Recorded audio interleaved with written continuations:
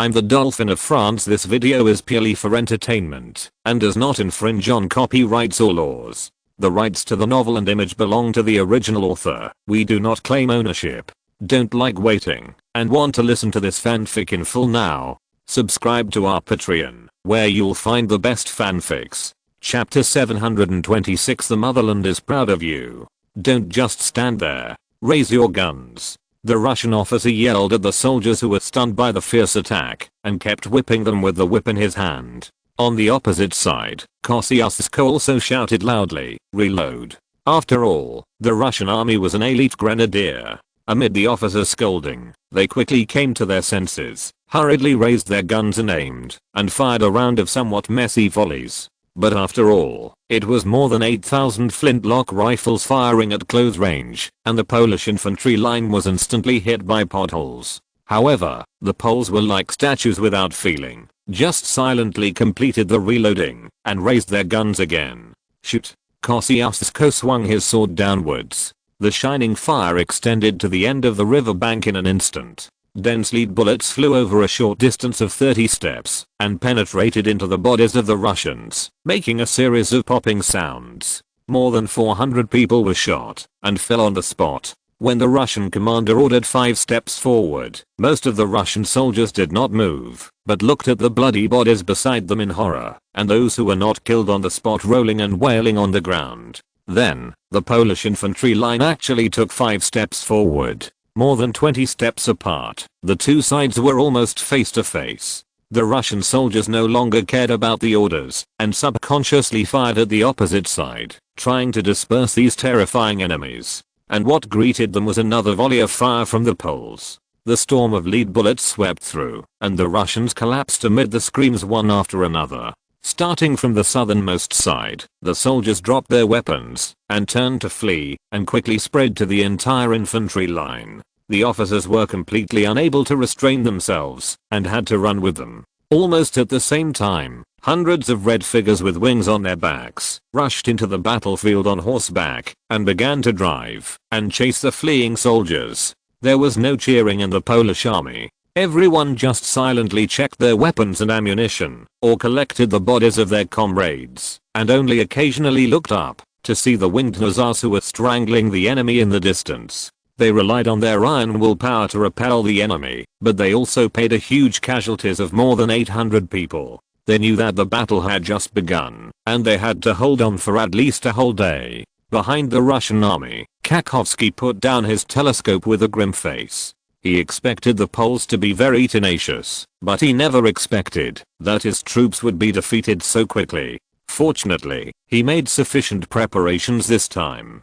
He exhaled and said to the messenger, "Let Dubinin Corps go up." "Yes, General." Half an hour later, the second Russian infantry line began to move, letting the retreating soldiers pass, and gradually pressed to the center of the battlefield. Soon, the infantry lines of both sides approached again and started shooting at each other as before. The battlefield chosen by Kosciuszko did not have much space, and this was almost the only way to fight. Fire, lead bullets, gun smoke, the dying wail, and corpses. For a moment, these were the only things left on the banks of the Solji River. The only person in the world who was laughing wildly was the god of death. At 6 p.m., when Kosciuszko pressed the last reserve and repelled the 5th Russian attack, the sky finally darkened completely. The god of death disappeared into the night, and the banks of the Solji River returned to their usual silence. The Polish soldiers laid out the bodies of their comrades neatly along the river bank, and a military priest whispered prayers for the dead. Kosciuszko, half lying on the blanket, looking up at the starry sky, said to Dabrowski, "Bachchisaray should have been solved, right?" "Yeah." The latter took a sip of medical alcohol mixed with water, nodded, and smacked his lips and said, "It's enough to make the old woman feel distressed for several years. It would be great if I could go back to Warsaw to have a look." Kosciuszko tilted his head and said, "My grandson is about to be born." Dabrowski patted his shoulder hard. "He will always be proud of you." Kosciuszko took the glass bottle in his hand and took a sip. "God bless him. He can live in an era without war." Yes, so we are here the next morning. The Russian army did not waste any time and launched a general offensive directly. and there were only 5,000 soldiers left beside Kosciuszko. The battle soon entered a white-hot stage. After several rounds of fierce shooting with tens of thousands of Russian troops, more than 1,000 Cossack cavalry appeared on the right side of the Polish line. This time, no winged hussars came to stop them. Most of their horses had exhausted their strength in the battle yesterday, forcing them to dismount and join the infantry. Kosciuszko immediately led his guards to the right wing to reinforce. Just as he tightly grasped his flintlock with a bayonet and shouted to encourage the soldiers to keep their formation, a cannonball slammed more than 10 steps away. The black iron ball hit something unknown and strangely deviated to the left and whooshed past by Kosciuszko's side. Kosciuszko immediately felt his body fall forward, and a piece of moss on the ground quickly enlarged in his eyes. 11 o'clock in the morning. After exhausting all their ammunition, the 3,000 Polish soldiers covered in blood were surrounded by the Russian army on the shore. The highest-ranking Polish officer present came out and surrendered to Kachowski according to Kosciuszko's previous order. However, they had burned all the military flags before, so the Russians did not receive the Polish flag as a trophy at the simple surrender ceremony. Northeast Poland, Minsk. Suvorov rode on the wide avenue in front of the Cathedral of the Holy Spirit in Minsk, feeling the angry gazes of the Poles around him, and squinted his eyes with enjoyment. The commander of the Lithuanian garrison, Bilek, was no match for him at all. After learning that a Russian army was heading to Novogrudok, Bilek misjudged Suvorov's tactical intentions and thought that he was going to bypass Rosicin. So Bilek transferred an elite infantry division to Novogrudok for defense, leaving Minsk with a vacant force. Suvorov immediately seized this flaw, concentrated superior forces, and quickly broke through the Minsk defense line from the north. At present Bilek's corps has retreated to Vilnius on the west side, but although there is the Vilno fortress to rely on there, the Russian army can completely ignore him and really bypass Novogrudok. At that time, Bilek will have to chase out of Vilnius and engage in a field battle with the Russian army. Suddenly, a young man squeezed through the gap between the Russian soldiers blocking the road and threw a stone at Suvorov, shouting, "Go back to Russia, you devil." Suvorov dodged the stone and frowned at Tormasov, saying, "It seems that there are many rebels against the Tsar in the city. Find them all and execute them." "Yes, Marshal." Just after the young man was dragged away, a Russian officer caught up with Suvorov from behind, saluted, and handed him a battle report. Suvorov smiled and unfolded the battle report, and then his face suddenly became extremely gloomy. It was written on it, "General Kakhovsky has annihilated Kosciuszko's corps." At the same time, the losses were that Bakhchisaray was breached, and the port of Kaffa was burned. In addition, the casualties of Kakhovsky's corps were heavy, and it needed to rest for about half a year. Chapter 727 War and Generals. Tormasov saw that Suvorov looked wrong, and asked hurriedly, "Marshal, what happened?"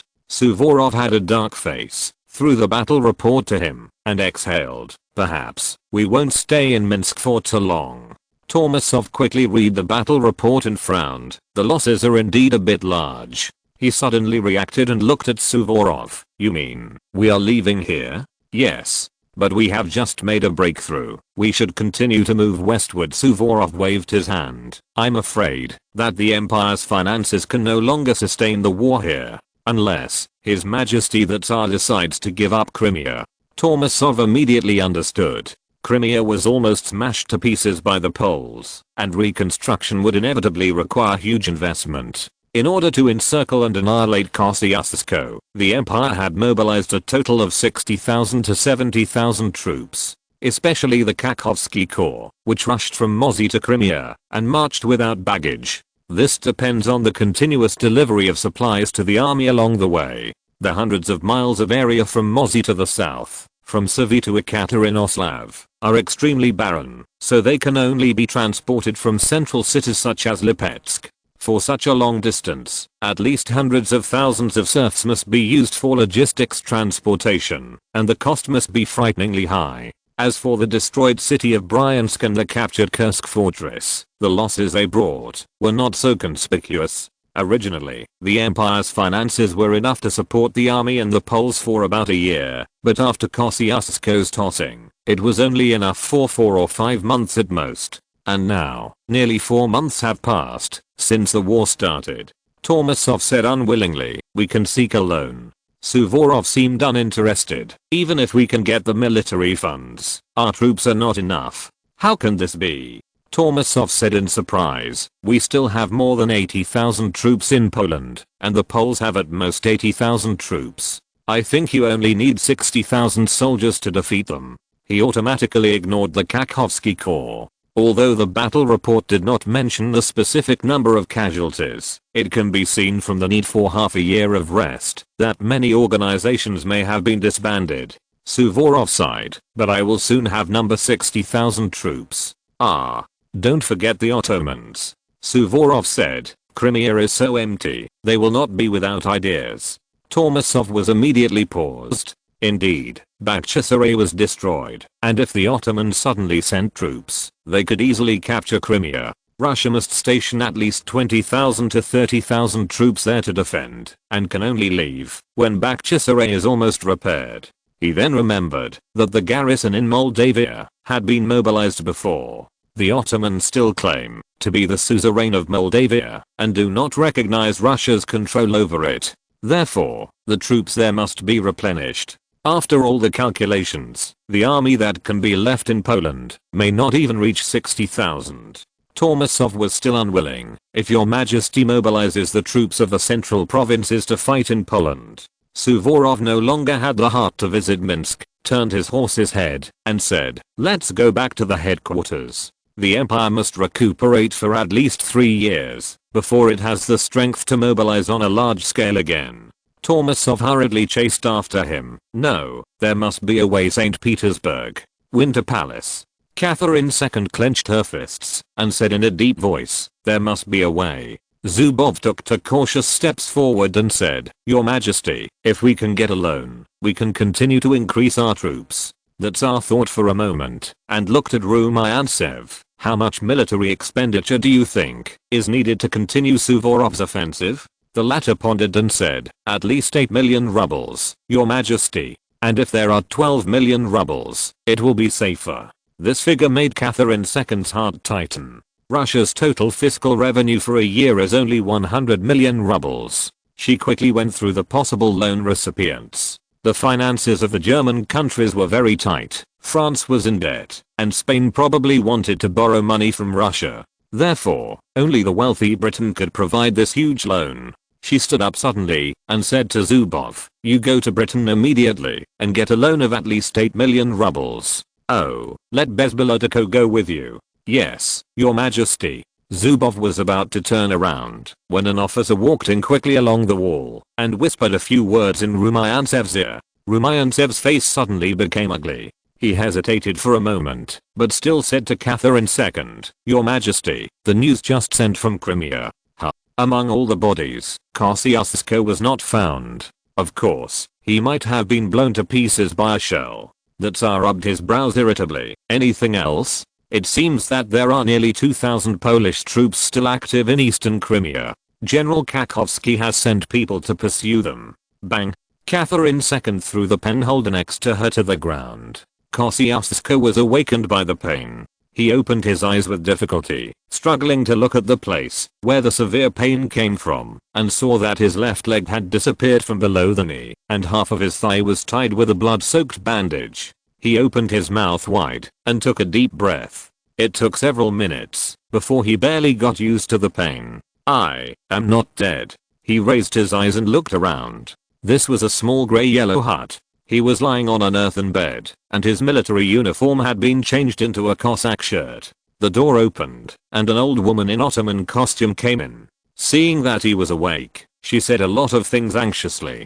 Seeing that Kosciuszko didn't understand, she turned around and went out again, bringing back a middle-aged man. The latter said in Russian, Respected sir, it was Messi who asked me to hide you here. Oh, he joined the resistance army. Kosciuszko asked weakly for a long time, before he barely figured out that he was hit in the left leg by a shell that day and fainted. The soldiers of the guard took him back to the river, and someone from the resistance organization happened to see him on the opposite bank, so they managed to get a small boat, drifted him downstream, and hid him in this farmhouse. Thank you. Excuse me, am I alone? Yes, Messi only brought you here. Vienna. Schönbrunn Palace. France II looked at Baron Turgot and frowned. Are you saying that Russia might cease fire with Poland? At present, it is like this, Your Majesty. The Russian offensive in Minsk and Mozy has stopped, and some soldiers have withdrawn back to the country. It is said that their losses in Crimea are very heavy. If you're listening to this novel on a channel other than Fanfic World, it means they downloaded and uploaded it without effort. We cordially invite you to visit our channel, Mundo Fanfic Novelos. There you'll find the original version of this story and you can explore many other novels of various genres. We're waiting for you to immerse yourself in a world of incredible novels. Chapter 728 Weak States and Diplomacy. France II gripped his cane tightly and began to pace back and forth anxiously. Austria's financial situation was already very bad. He originally planned to take advantage of Russia's attraction of most of the Polish troops, to bite off a large piece of meat from Poland to solve domestic problems. But now, after several months of fighting, they have only barely occupied Sandomierz, and that is only the part west of the Seine River. It is only about 80% of the area of a province. The benefits obtained by Austria are only slightly higher than the military expenditure. If Poland and Russia cease fire at this time, Poland's troops on the Eastern Front will soon be transferred to the Western Front. Wormser couldn't bite Krakow in the first place, let alone think about it at that time. He stopped and said to Turgot, I want to send more troops to the front line and capture Krakow as soon as possible. Turgot looked down at the tip of his shoe with some embarrassment and coughed lightly. Ahem, Your Majesty, that will turn into a full-scale war with Poland and the military expenditure will be at least 8 to 10 times the current amount. What? So much? Franz paused for a moment, then hesitated and said, what is your suggestion?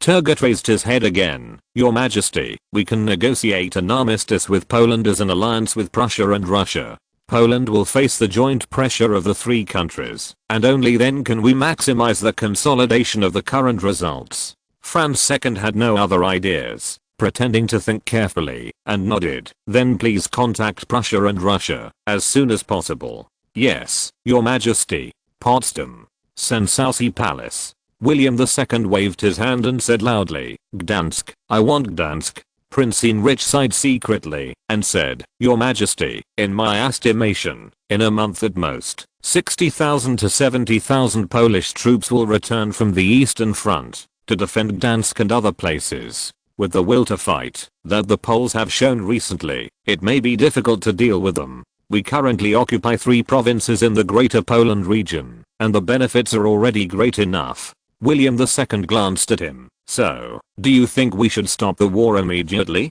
Yes, we should unite with Russia and Austria to force Poland to make concessions in the armistice negotiations. St. Petersburg. Catherine II glared at Zubov, who had just returned from London, and gritted her teeth and said, the British once said they supported our war against Poland. For this, I did not hesitate to offend France, expanded trade with them, and allowed them to mine in Donbass. And this is how they repay me. 500,000 rubles. Ha, are they treating beggars like this? Exclamation mark. Zubov lowered his head, not daring to breathe. He went to London with confidence to apply for a loan, but he did not expect that Britain was busy preparing for war against France. In addition to the previous London gas street light incident and the loss of the Caribbean colonies, Congress rejected the loan to Russia without hesitation. Right now, for Russia, the only option left is armistice. The Tsar looked at Zubov again and said unhappily, you are responsible for the negotiations for an armistice with Poland. At least you have to keep the results of Minsk and Mozy for me. Yes, Your Majesty, I will not let you down. At this moment, a court official walked in quickly, saluted to Catherine II and said, Your Majesty, Prince Henry of Prussia will arrive in St. Petersburg tomorrow morning, and he hopes to be summoned by you. The next day, the Tsar listened to Prince Henry's suggestion about the tripartite alliance and joint armistice negotiations with Poland, and nodded in agreement, and added, Britain can also join the negotiations. If the British are unwilling to borrow money from Russia, then they will certainly not refuse to make a small contribution in diplomacy. As Prussia is Britain's ally, Prince Henry naturally has no objection. Your suggestion is very good. I will make a request to London. They will agree. The Tsar smiled. Even though a small country like Poland performed well on the battlefield, it had no choice but to surrender under the pressure of the four major powers. Perhaps Russia could gain more than Minsk and Moscow. That afternoon, she appointed Zubov as her plenipotentiary representative and went to London with the Austrian prince. Paris. Palace of Versailles. Joseph frowned slightly as he looked at the document CIS had just submitted regarding the armistice negotiations with Poland. The document read, Russia, Prussia, and Austria formed an alliance to jointly negotiate an armistice with Poland, and Britain also participated in the mediation. Russia, Prussia, and Austria demanded that Poland cede the territory they militarily occupied, totaling 2 provinces in Russia, 3 provinces in Prussia, and 1 province in Austria. Poland must control the number of its troops to no more than 40,000. The port of Gdansk is jointly managed by Poland and Prussia, and no troops are allowed to be stationed there. A considerable amount of war reparations. Britain expressed its full support for the demands of the 3 countries, and urged Poland to sign as soon as possible. It's really a world where the strong prey on the weak. Joseph sighed and looked at CIS, who had just returned from Poland. So, what is the opinion of Warsaw? CIS said in a low voice, Your Highness, the Polish parliament is ready to accept these conditions. You know, the situation in Poland is also very bad. According to the current intensity of the war, if there is no external assistance, they can only hold on for 2 to 3 months at most. In the case of exhausting all national strength. From the beginning of the war to now, Poland has recruited more than 240,000 young and middle-aged men. In addition to those who went directly to the front line, there are more than 100,000 people in charge of logistics and transportation. For a small country with a population of only 10 million, this is almost the limit. You know, there are still a lot of Orthodox people in Poland. The parliament dared not use these people in this war. Poland's fiscal revenue is almost entirely dependent on agriculture. If it were not for the support of the Tarnowskaya mountain silver mine, it would have collapsed 2 months ago. Therefore, the weakness of national strength forced Poland to accept a ceasefire. Otherwise, what awaits them will be the collapse of the entire country. Joseph picked up the terms of the armistice negotiation again. To be honest, compared with the result of the 2 melons in history, that Poland lost 300,000 square kilometers of territory, this is much better. Even if all the 6 provinces required by Russia, Prussia, and Austria were ceded, the total area would be only about 50,000 to 60,000 square kilometers, and there is only one relatively wealthy province, Poznan. Triple alliance? Joseph looked at the top line of the document and suddenly thought of something. They want to put pressure together, but an alliance that is only in name only often has a counter effect. He thought for a moment, then gave instructions to CIS, asking him to return to Saxony immediately. That was the location of the armistice negotiations. March 14, 1793. Saxony. Dresden Palace. Polish Royal Minister Malachowski looked around at the 4 negotiators in front of him coldly, and threw his pen on the table. Robbers, traitors, perfidious people. Poland will not accept these conditions. Chapter 729, Reversing Fate. Zubov squinted at Malachowski and said viciously, I warn you, your actions will bring terrible disasters to your country. We are used to disasters. Malachowski pushed the armistice agreement text in front of him forward again, and Russia, which caused these disasters, must return every inch of Poland's territory, and this treaty can only be signed. This is a resolution unanimously passed by our parliament. The resolution of the Polish parliament? Haha. Zubov laughed disdainfully. You are facing the 3 most powerful countries in Europe. It is not your turn to make any resolutions here. As he said, he looked at the Prussian and Austrian negotiators beside him, as if seeking support. However, Prussian Foreign Minister Fredericks simply nodded. Count Reinfels of Austria looked at the ceiling and said, well, the treaty must be signed as soon as possible. They both noticed that the Poles only asked Russia to return the territory and did not mention Prussia and Austria at all. The Polish attitude is obviously aimed at Russia. This is also easy to understand. After all, it was Russia that provoked this war, and the Eastern Front was also the main battlefield. So why should they stand up for Russia? Lord Grenville, who served as the mediation envoy, did not make any statement, Britain only wanted to win over Prussia and Austria, and weakening Russia was the strategic direction that Britain always adhered to. Not surprisingly, the first round of negotiations ended in a deadlock soon. At 4 o'clock in the afternoon, Zubov left the negotiation hall cursing, after making threats for the umpteenth time. Although Malachowski was very tough on the surface, he was actually very nervous, so much so that his hands under the table kept shaking slightly. After all, he was facing powerful countries like Russia, Prussia, and Austria, none of which Poland could afford to offend. And he knew that Poland's national strength had reached its limit. If the armistice agreement was not signed this time, Poland would be in danger of collapse. But he still accepted Mr. Sias's negotiation suggestions. The various national policies proposed by this French friend to Poland before were finally proved to be extremely correct. He could only hope that this time would be the same. After the dinner prepared by the King of Saxony was over, the representatives of various countries returned to their rooms. Count Reinfeld's assistant changed into a servant's outfit and quietly slipped into Malachowski's residence. After a frank communication, the Austrian concealed his excitement and asked, "In other words, the Polish government has no objection to our armistice conditions?" "Yes." Malachowski nodded. "Austria and our country are both Catholic countries. There are many volunteers in the civilian population who participated in the Holy War to help us resist the Russian army. Our country is willing to make concessions to your country. But you know that the anti-Russian sentiment in our country is extremely high at present. The parliament must be tough on Russia, otherwise it will be opposed by the whole country." "Yes, I understand very well." An hour later, representatives of Prussia, Austria, and Britain gathered in Lord Grenville's room. Except for war reparations and limiting the number of troops, the Poles basically accepted our conditions. Oh, they want to have full management of Gdansk, but they can guarantee Prussia's right to use the port and preferential policies for merchant ships. The port of Gdansk originally does business with Eastern European countries, and Prussian merchant ships are an important source of income, so the Polish government certainly does not object to Prussia's use of the port. Then, the only obstacle to the signing of the agreement is Russia's attitude. Fredericks nodded. "Perhaps we can put some pressure on Russia. To be honest, if Russia had not performed so poorly in the war, we would not waste our breath with the Poles here."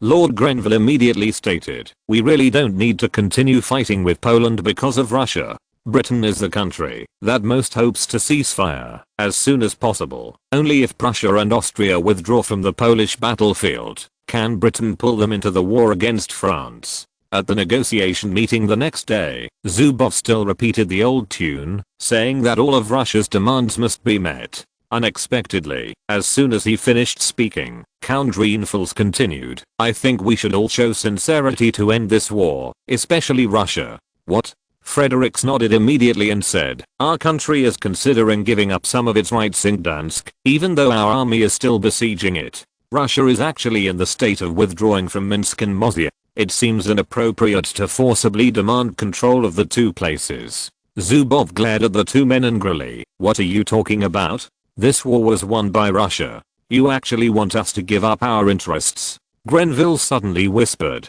"Count Zubov, our country's investment in Donbas has been affected by the damage to the Crimean port." Zubov's eyes widened. He felt that the negotiation seemed to be all against him. After a week of hard negotiations, Russia, Prussia, Austria, and Poland finally reached an agreement on the terms of the armistice. Of course, Russia was forced to agree by its three allies. On March 21st, the Treaty of Dresden was officially signed. The treaty stipulates that Austria obtains the central and western regions of Sandomierz according to the actual occupation zone.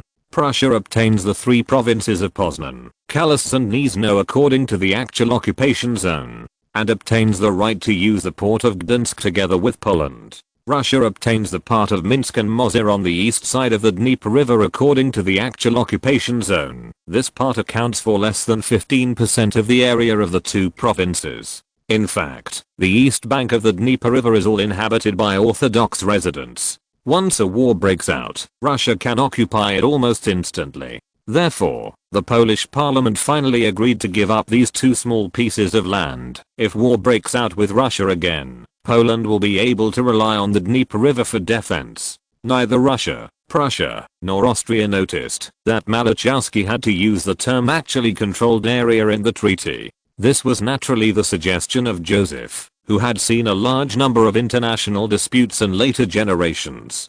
Don't underestimate the change of this word, because it turned Poland's ceded territory into occupied by foreign countries. After dozens or hundreds of years, if Poland really has the ability to take back these places, this will become a handle for arguing. In the eyes of Russia, Prussia, and Austria, as long as the territory is obtained, these differences in expression in the text have no effect. That afternoon, Malachowski returned to Warsaw with the treaty with a solemn look. For him, this was definitely a huge humiliation for Poland. However, compared with the historical two melons that caused Poland to lose 60% of its territory, Poland's losses this time were minimal. Moreover, through the Great Patriotic War, Poland has generated great cohesion, and the achievements of constitutionalism and reform have been preserved. In the future, Poland will get rid of the fate of being constantly divided and eventually destroyed. Chapter 730, Selim III's New Army. A month later, Stanislaus II returned to Warsaw from St. Petersburg in accordance with the armistice agreement. Only Prince Poniatowski and a dozen officials greeted him, and the roads looked deserted. The king did not return to the royal castle, but went to his small villa in the southern suburbs of Warsaw. The next day, Stanislaus II officially announced that he would marry his mistress, Elżbieta Zadrowska. In fact, they had lived together for many years, and had 2 children.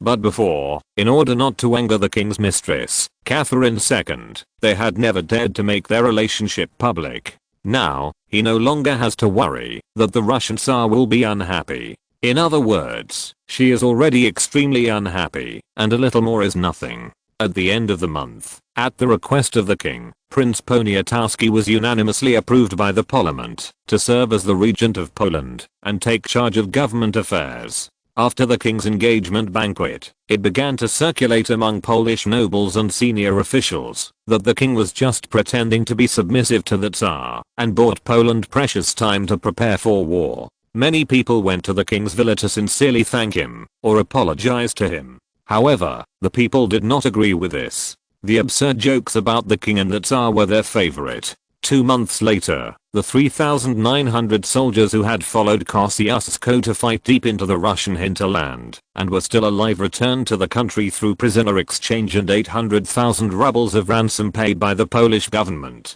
Among them were 2,800 people captured in the last battle in Crimea, and 1,100 soldiers led by Flourishes who continued to fight in the central and northern parts of Crimea. Yes, the reason why the Tsar finally agreed to spit out most of Minsk that had been eaten was because Flourishes was still stirring up trouble in Crimea. Warsaw was deserted that day, and all the residents gathered on both sides of the street to welcome their heroes back. Everyone remembered that, when they left Moscow, they had 17,000 people, but now only less than 4,000 people came back alive, and hundreds of them were left with lifelong disabilities. It was they who, at the cost of their lives, dealt a heavy blow to the invaders, and won a glimmer of hope for Poland. When the residents of Warsaw did not see their 2 generals, Kosciuszko and Dąbrowski, the whole city was enveloped in cries of grief. The next day, thousands of people gathered in front of the royal castle square to participate in the construction of the Polish Victory Monument on a voluntary basis.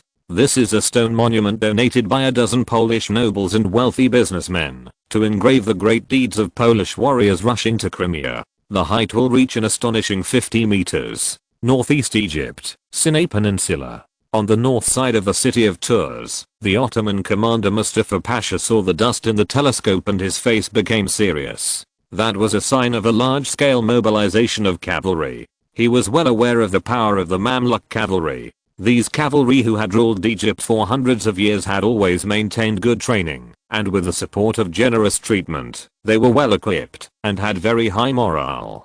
To be honest, even though the previous few small battles had been victorious, he still thought that the Sultan's decision to attack Egypt was too risky. Yes, after the war between Poland and Russia, Selim III immediately took advantage of the fact that Russia had no time to look south and decisively sent troops to Egypt on the grounds that the governor he sent to Egypt was restricted by the Mamluks. The reason why he dared to take action against this warlord force that had been separatist in Egypt for hundreds of years was that he relied on the 2,000 new peasant troops equipped with full French equipment. If he could win this war, he would gain the rich Egyptian region, and the empire's finances would be greatly improved. His new policies and plans to train new troops would be implemented more calmly. An officer ran quickly to Mustapha's side and saluted, saying, "General, the enemy's cavalry has launched an attack." The latter nodded slightly and said to the messenger, "Order General Omar Aga to attack." Omar Aga was the commander of the new Peasant army. More than 3,000 Mamluk cavalry roared from the western north, directly attacking the Ottoman army. Although the Ottoman army had a large number of more than 36,000 people, its overall combat quality was far inferior to that of the Mamluks. Sure enough, the 6,000 Ottoman infantry on the north side, with the assistance of 1,000 cavalry, were entangled by more than 1,000 Mamluk cavalry, and even showed signs of being broken through several times. On the west side, the main force of 2,000 Mamluk cavalry went straight to the Ottoman left wing. In the previous battle, several gaps had appeared here under the multiple rounds of attacks by the Mamluk infantry. Once the cavalry broke in at this time, Mustapha's command post would immediately be exposed to the cavalry's vision. However, when the Mamluk cavalry could vaguely see the outline of the Ottoman army through the dust, a clear rhythm of drumbeats suddenly came from the front. Then, a white wall of people walked out of the sand curtain, holding up their bayonets in an orderly manner.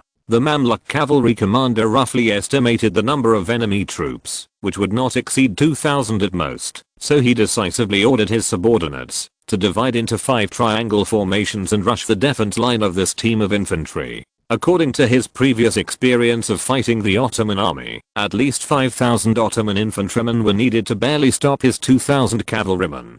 But the development of the matter was far beyond his expectations. The sound of cannons appeared behind the Ottoman queue, and there were 3 cannons. The direction of the artillery fire was very concentrated. With only 4 rounds of volleys, the cavalry formation in the middle was blown apart. In fact, Topaz's artillery technology was not very good, but as long as 4 or 5 rounds of 12-pound heavy artillery passed through the cavalry formation, it could cause very amazing damage. The willpower of the Mamluk cavalry was not that strong in front of the cannon. However, the remaining cavalry successfully rushed to the vicinity of the infantry and then saw 3 layers of bayonets with cold light facing them. And those infantrymen stood there firmly, motionless. The warhorse instinctively stopped immediately. The rider hurriedly pulled the reins, intending to pass in front of the infantry line, but the Ottoman guns rang. The power and accuracy of the genuine Cholville 1763 flintlock rifle were much higher than those made by Ottoman craftsmen themselves. After several rounds of volleys, the Mamluk cavalry crowded in front of the infantry line had been beaten to the ground. Those who wanted to retreat, and those who had just rushed up were squeezed together, and fell into chaos in an instant. Seeing this scene, Mustapha finally breathed a sigh of relief. What he feared most was the elite cavalry of the Mamluks. At this time, these cavalry were defeated by Topaz's infantry, so the rest would be much easier. He immediately ordered the main force of the guards in the middle to launch a general attack. Without the cover of the cavalry, the Mamluk Central Army was quickly overwhelmed by tens of thousands of Ottoman guards. Chapter 731, French-Turkish Trade Agreement.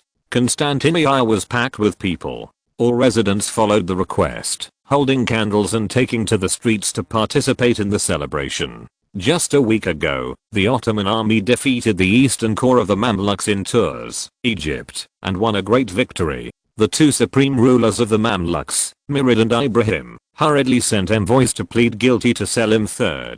Selim III's luxurious carriage drove out of the Topkapi Palace, surrounded by more than a dozen gorgeously dressed imperial guards, and went to the Blue Mosque for a series of celebration ceremonies. In the carriage, Stel, the general manager of the French East Mediterranean Trading Company, took a handful of dates shipped from Medina from the Sultan, bowed and said in Arabic, "Thank you, Your Majesty, for the reward.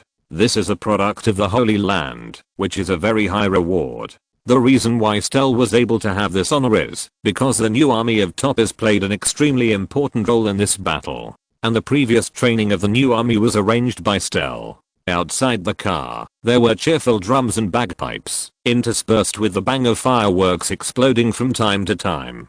Styler continued, "Your Majesty, I wonder when Mustafa Pasha will launch his next offensive? Oh, you know, I have to prepare the necessary supplies for the army in advance." More than 1/3 of the Ottoman army's logistics supplies this time were provided by the East Mediterranean Trading Company. The price was 30% cheaper than what the guards raised themselves. "You are very responsible, but the war is over." Selim III shook his head calmly and glanced at the Grand Vizier beside him. Malcolm Mohammed hurriedly said, "Mr. Styler, Murad Bey has taken officers such as Karamanli who had fought against the Sultan's army without authorization to Constantinople for trial. The benevolent Sultan has decided to forgive the Mamluks. Of course, Hassan Pasha's authority in Egypt has been strengthened, and the Mamluk nobles will also pay more taxes to the empire to show their loyalty."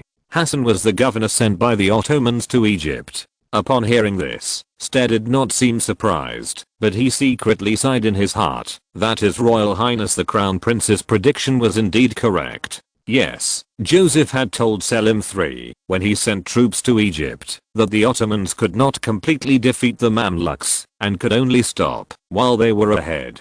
It was not that he was so wise, but that he judged, based on the historical records of the battles between the Mamluks and Napoleon, that the Mamluks' combat effectiveness was definitely not weak. This was also the reason why he dared to let Talleyrand instigate Selim III to deal with the Mamluks. The Ottoman army, with the Janissary Guards as its main force, could not bite off the Mamluks, and the number of the new army was too small to determine the outcome of the battle. The actual situation of the battle was indeed the case. In the Battle of Tours, Mustafa defeated Egypt's 10,000 infantry and 4,000 cavalry, but the Mamluks had a total strength of about 30,000 infantry and more than 20,000 cavalry, and did not hurt the foundation. The Ottoman army also lost 2.5 Janissary corps, as well as a large number of cavalry and Balkan soldiers, totaling 7,000 to 8,000 people. If the Ottomans continue to fight, after the new army of Tepesius has been consumed in large quantities, they may even be pushed back by the Mamluks. And the current result is exactly what Joseph wants. In this era, Egypt, or more precisely, the Suez Canal, which has not yet been opened, will be the fulcrum for prying the entire Europe. Whoever controls Suez can dominate the trade between Europe and Asia. That is a trade volume of hundreds of millions or even billions of francs per year. Historically, under the advice of Talleyrand, Emperor Napoleon also deeply realized the importance of Suez, so he decided to send troops to Egypt. However, his strategic planning was too rough. The direct capture of Egypt made both the Mamluks and the Ottomans feel a huge threat, causing these two forces that had always been at odds to immediately choose to join forces. In the end, although Napoleon won a beautiful victory in the Battle of the Pyramids, he was still unable to completely control the situation in Egypt. In addition, the French Mediterranean fleet was attacked by the British, so Napoleon could only leave the army in Egypt and sneak back to Paris on a small boat. Therefore, in order to avoid similar situations, Joseph spared no effort to help the Ottomans train new troops, enhance the confidence of Selim III, and detonate the conflict between the Ottomans and the Mamluks in advance. In this way, when necessary, France can appear in Egypt as a mediator and get the best of both worlds. At least, after this war, the possibility of the Ottomans and the Mamluks joining forces again is very low. Of course, the most basic premise for the realization of Egypt's strategic concept is that the French Navy can stop the British fleet outside the Mediterranean. Otherwise, even if the Suez Canal is repaired, it will be a gift to the British. After the steam battleship began to serve, France has initially acquired this capability. Then the planning on the Egyptian side must keep up. Malcolm Mohammed glanced at the Sultan, who was opening the car window and throwing money to the people on the roadside, and said to Styler, "Mr. Styler, the new army of Tepesius performed very well this time, so His Majesty hopes that your country can train more new troops for our country. In fact, Spain, Austria, and even Russia have helped the Ottomans train new troops before, but the model is basically to send instructors to the Ottomans and select a group of new soldiers for training. This model can only be regarded as a modified version of the Janissaries." This time, Joseph directly took the new army of Tepesius to the French military camp in Tunisia for training. After completely breaking away from the Ottoman environment, he trained a real new army. Obviously, Selim III was very satisfied with the results of this training. According to the combat effectiveness shown by Topisius this time, he estimated that, as long as there were 5,000 new troops, they could effectively suppress the more than 100,000 Janissary guards of Constantinia. The guard class is the biggest obstacle for him to promote Ottoman reforms. The empire's revival of glory will start from here. Styler smiled and nodded. I'm happy to serve your majesty. However, you know that training so many soldiers is a very time-consuming and laborious task, and it may even affect the training of our army. The Grand Vizier immediately said, please rest assured that His Majesty will pay enough to your country. Ah, you misunderstood. Styler said. His Royal Highness the Crown Prince said that he could train new troops for His Majesty the Sultan for free. What does His Royal Highness want? His Royal Highness hopes to strengthen trade between France and Turkey. For example, a new trade agreement. Seeing that Selim III was just throwing money out of the window, Styler added, as long as the types of goods allowed to enter can be increased, your country can set a satisfactory tariff rate. At the same time, the French market will also be open to your country. Joseph knew that in the worst case scenario, most of France's maritime trade would be blocked by Britain. At that time, the Mediterranean would be France's trade lifeline. The Ottoman Empire was the richest country on the Mediterranean coast except France, and the market here would be vital to France. Chapter 732 Life in London, England, East London. At the shabby and fishy intersection of Westford Street, a boy of 7 or 8 years old hurried to the Flying Star candy store, looked at the line of only 200 people, and quickly stood at the end of the line. He had been to all the candy stores in the East End, and there were the fewest people here. The line moved slowly forward, and the boy occasionally poked his dirty little head out and looked at the store with hope. He could vaguely see a few jars on the dark brown subsidy cabinet, and a happy smile appeared on his face. Finally, after waiting in line for an hour and a half, the boy arrived in front of the store. He wiped his nose, tightened his loose coat which was obviously made from adult clothes, and handed the small wooden box in his hand to the owner. Mr. Miller, I want to buy 6 ounces of raw sugar. You're lucky, little Andy. The fat owner tilted the last clay pot over. There are still the last 5 ounces. Just as he was about to pour the sugar in the jar into the boy's wooden box, a middle-aged man with oily mud on his clothes reached out and pushed the wooden box aside and said in a hoarse voice, I want all 5 ounces. Andy looked up at the man nervously, but gritted his teeth and stood in front of the counter, unwilling to give in. The shopkeeper Miller covered the sugar bowl and said to the middle-aged man, Sir, this kid came first. He cut in line. The middle-aged man picked up Andy impatiently and threw him behind him. Look, it's like this. You can't. The middle-aged man slapped a few coins on the counter. 5 ounces of raw sugar. Don't be so long-winded. I can give you an extra penny. The shopkeeper glanced at Andy, silently collected the money, and poured the sugar into the man's paper bag. The man left with satisfaction. Andy hurried forward a few steps, but saw that the shopkeeper took off the sign that said subsidy, revealing the price tag behind it that said raw sugar 1 shilling 1 penny per half pound. Andy was so anxious that he cried out, the government subsidized sugar price is 9 pence per half pound. Although it is more than twice as expensive as last year, it is 4 pence cheaper than the normal price. He only has 7 pence in his pocket, which was enough to buy 6 ounces of sugar, but now he can't even buy 4 ounces. He wiped his tears and begged the shop owner, Mr. Miller please, can you sell it to me at the subsidized price? The latter sighed, there are only 300 pounds of subsidized sugar per week, and they are all sold out. I can't sell it to you at a loss. Dozens of people who were still queuing behind him also surrounded him and shouted, we want subsidized sugar. This is too expensive. Why don't you sell it at the subsidized price? Black-hearted guy, don't be polite to him. Go in and grab it. That's right. Teach this profiteer a lesson. The shop owner was startled and hurriedly went forward to close the door, but some people still squeezed in, staring at the candy jars on the shelf. Beep. At this moment, a sharp whistle came from across the street. Several policemen ran over quickly, waving sticks. However, their actions were still a little slow. 7 or 8 cans of sugar had been snatched away, and 1 can was broken on the ground.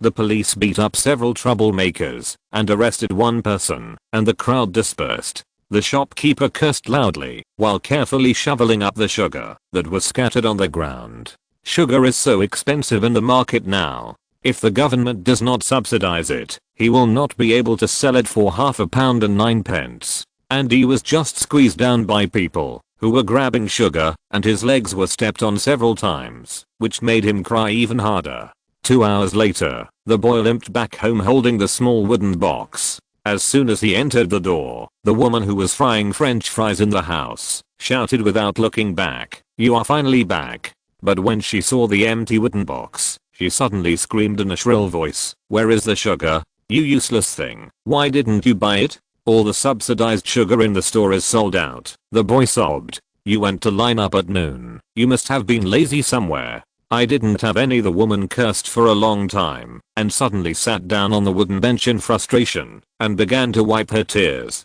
Without sugar, she couldn't even make dinner today. The family could only eat tasteless French fries and black bread and drink bitter tea. What's worse is that her husband will have no sugar during his tea break tomorrow. He is a dock worker and he doesn't have the physical strength to work for 14 hours straight on just bread and chips. He can only make it to the end of the day by drinking tea with sugar in the afternoon. She cried for a while, picked up the wooden box, and went out to buy 4 ounces of sugar at normal price. At 8 o'clock in the evening, the unshaven, sweaty man returned home. Regardless of the various stains on his body, he fell tiredly on the bed and said weakly, "Julie, is dinner ready?" The woman hesitated and handed him a glass of water and whispered, "We only have 4 ounces of sugar this week." The man sat up suddenly and said anxiously, "What's the matter? Didn't I leave 7 pence for you?" After the woman explained the situation, he frowned and sighed, pulled his son who seemed to have made a big mistake, and patted his wife. "It's okay, hold on, you will be fine next week."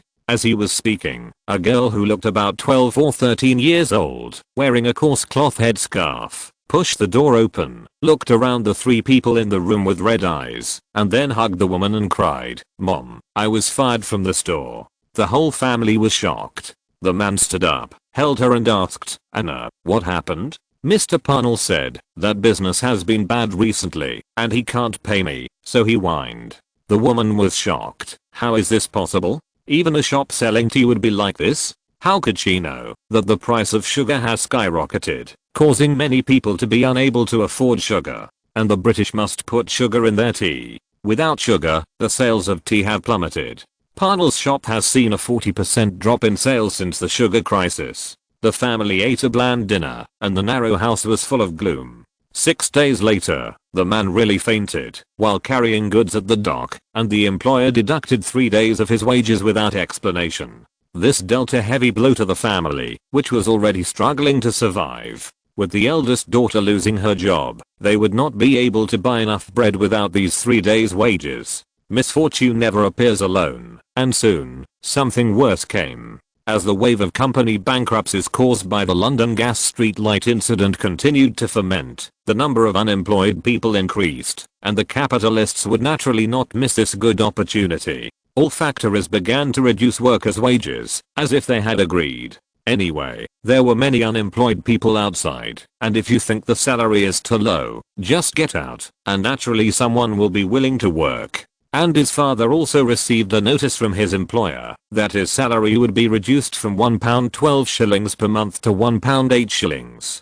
Chapter 733, Population Principles. South bank of the Thames. At 3 p.m., the dock workers greeted each other, put down their work, gathered in groups of 3 or 4 in the shelter behind the warehouse, and began to enjoy a 20-minute tea break. However, tea has become increasingly rare during tea breaks recently. Most people are eating black bread. Occasionally, some workers can drink tea that is almost not sweet, which attracts envious glances from those around them. Just then, a man in a relatively neat black short coat came among the crowd and began to talk to the workers in a low voice. After a while, he came over and patted Andy's father on the shoulder, glanced at the clear water in his cup, and sighed. "Scott, you haven't had a good time recently, have you?" The latter glanced sideways, recognized that he was a member of the dock workers union, and nodded in frustration. The man in black looked in the direction of the supervisor and lowered his voice. Damn it, sugar is already so expensive, but these black-hearted guys are still reducing our wages.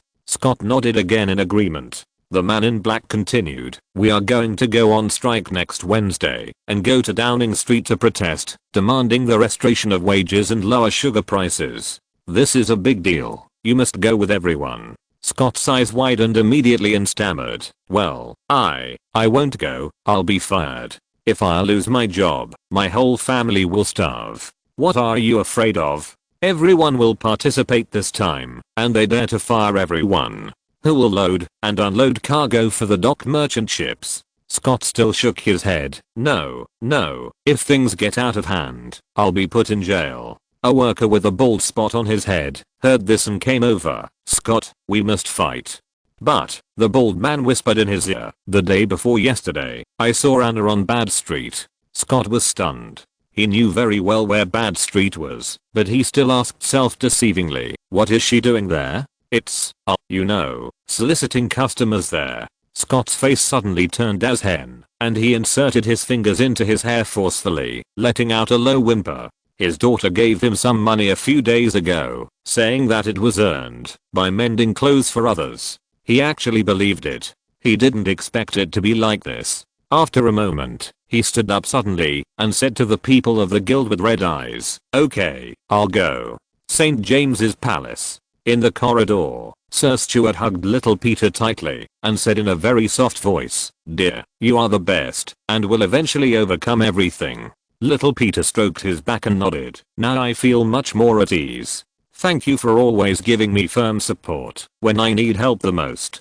This is what I should do. Sir Stuart let him go and gestured to the depth of the corridor. Your Majesty has been in very good condition recently. Go quickly. The fact that George III could return to the palace from Windsor Castle, where he was recuperating, was enough to prove that his condition was under control. Of course, it was not cured by Dr. Willis using poisonous insects and beatings. This is the characteristic of porphyria, sometimes good and sometimes bad, and after a period of illness, it will be relieved on its own. Little Pit walked into the door opened by the servants and saluted George III, who was sitting in a chair reading a book. Your Majesty, I'm very happy to see that you have recovered your health. George III raised his eyes and glanced at him. I know you have a lot of things to do. Just tell me what you want to say. Yes, Your Majesty. Little Pit bowed again. To be honest, the situation is a bit tricky. Yeah. The price of sugar is still soaring. We have to subsidize nearly £1 million every month, but we still can't alleviate the sugar shortage. The unemployment situation is getting worse, and people are making trouble everywhere. Trade is not satisfactory. The king just nodded. What are your plans? Little Pit took a deep breath. We must start in advance. Are you sure? Yes, Your Majesty. The Prime Minister straightened his chest and said, we will unite at least 5 major powers and recruit more than 300,000 troops. Together with our navy, according to the judgment of the Marquis of Wellesley, the war will be over within half a year. Then do it. I will give you all my support. Thank you, Your Majesty. Little Pit said, and before starting the war, I need to stabilize the domestic situation first. Please continue. First, we need to increase taxes. We need to prepare sufficient funds for the war. And for this, you need to help me pass the bill in Parliament. The Tory party, to which Pitt the Younger belonged, currently controls fewer seats in Parliament than the opposition party. And increasing taxes has always been the focus of struggle in the British Parliament. The Whig Party is likely to reject his large-scale tax increase plan. Although the British King does not participate in politics, he actually has great influence in Parliament. George III nodded. Thank you for your trust. Pitt the Younger bowed and continued. In addition, I want to temporarily suspend the Habeas Corpus Act, prohibit all gatherings and public speeches, and arrest the leaders of radical organizations.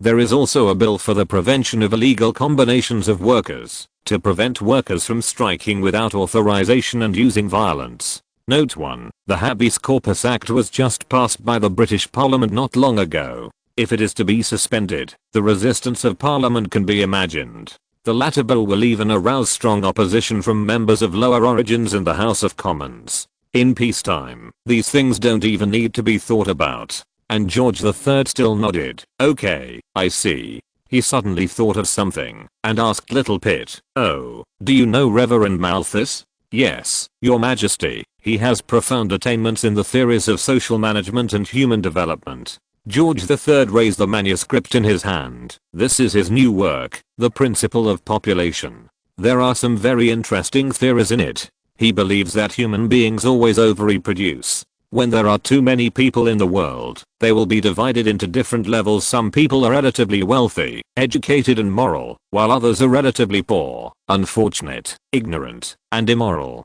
Therefore, plague, hunger, and war are all necessary, because these will limit the excessive population and help human society return to a state of balance. As for those at the bottom, there is no need to improve their situation. It is most beneficial to make them disappear. Perhaps you can let Reverend Malthus give some speeches in Parliament, which will help reduce the pressure you face. Thank you for your advice. I will definitely ask him for help. Before Little Pete finished speaking, he heard a huge noise outside St. James's Palace, and vaguely heard people shouting slogans such as "lower the price of sugar and increase wages." Little Pete hurried to the window and saw thousands of people on the street in front of him, holding scarecrows and slogans, beating drums and gongs, and rushing towards 10 Downing Street. Note 1. These two control measures actually appeared in the UK in history. It's just that the time is 10 years later than the time in the book. The British were quite cruel to their country between the 18th and 19th centuries. Chapter 734. The Terrifying Fleet. Little Pit just frowned slightly, signaled the court officials to close their huge white windows, and then turned around and continued to talk to George III about how to ensure that the opposition would not be constrained in Parliament. He had already made corresponding arrangements for possible protests or even riots among the people, so there was no need to worry at all. In fact, the Security Committee had mobilized 5,000 militiamen 2 months ago and stationed them around London on standby. The British militia is not a ragtag army. The militia forces in wealthy places like London are even better equipped than the British Army. In the early days of the founding of the United States, it followed the old master and directly withdrew the Continental Army and relied on the militia to conquer the world. Sure enough, just over 10 minutes later, the rhythmic sound of military drums came from the north side of Downing Street. A large group of militiamen appeared in front of St. James's Palace in neat rows, with dense flintlock rifles standing behind them, like a steel jungle. The army stopped, and an officer rode forward and shouted loudly that the demonstrators would disperse immediately. The workers, who were living in poverty, began to burn scarecrows with the names of politicians or factory owners written on them, and shouted even louder, "Lower the price of sugar. No unauthorized reduction of wages. We have the right to live. Please come out to see us, Prime Minister." The officer waited for a while and asked people to shout a few more times. Seeing that the demonstrators not only refused to leave, but began to surge forward, he immediately signaled behind him, "Disperse them." "Yes, sir." More than 100 militiamen in the front row immediately followed the drumbeats, lined up and moved forward, and under the command of the officer, they smashed the crowd in front with long wooden sticks in their hands. The demonstrators immediately picked up sticks, shovels and other things to fight back, and the workers in the distance kept throwing stones at the militiamen. The street in front of St. James's Palace was suddenly in chaos. George III glanced at the window and said to Pitt the Younger, "You must defeat our enemies as soon as possible, otherwise this situation will sooner or later be out of control." "Yes, Your Majesty. Please rest assured." The king nodded and picked up Principles of Population to read. "Remember, you may only have one chance." The conflict on Downing Street became more and more intense. When a goose egg-sized stone hit the shield in front of the militia officer, the officer's face suddenly became gloomy, and he pulled out a pistol from his waist. As he fired into the air, the soldiers behind him immediately raised their flintlocks with bayonets. The militiamen holding wooden sticks in the front row spread to both sides, exposing the demonstrators to the muzzles of guns.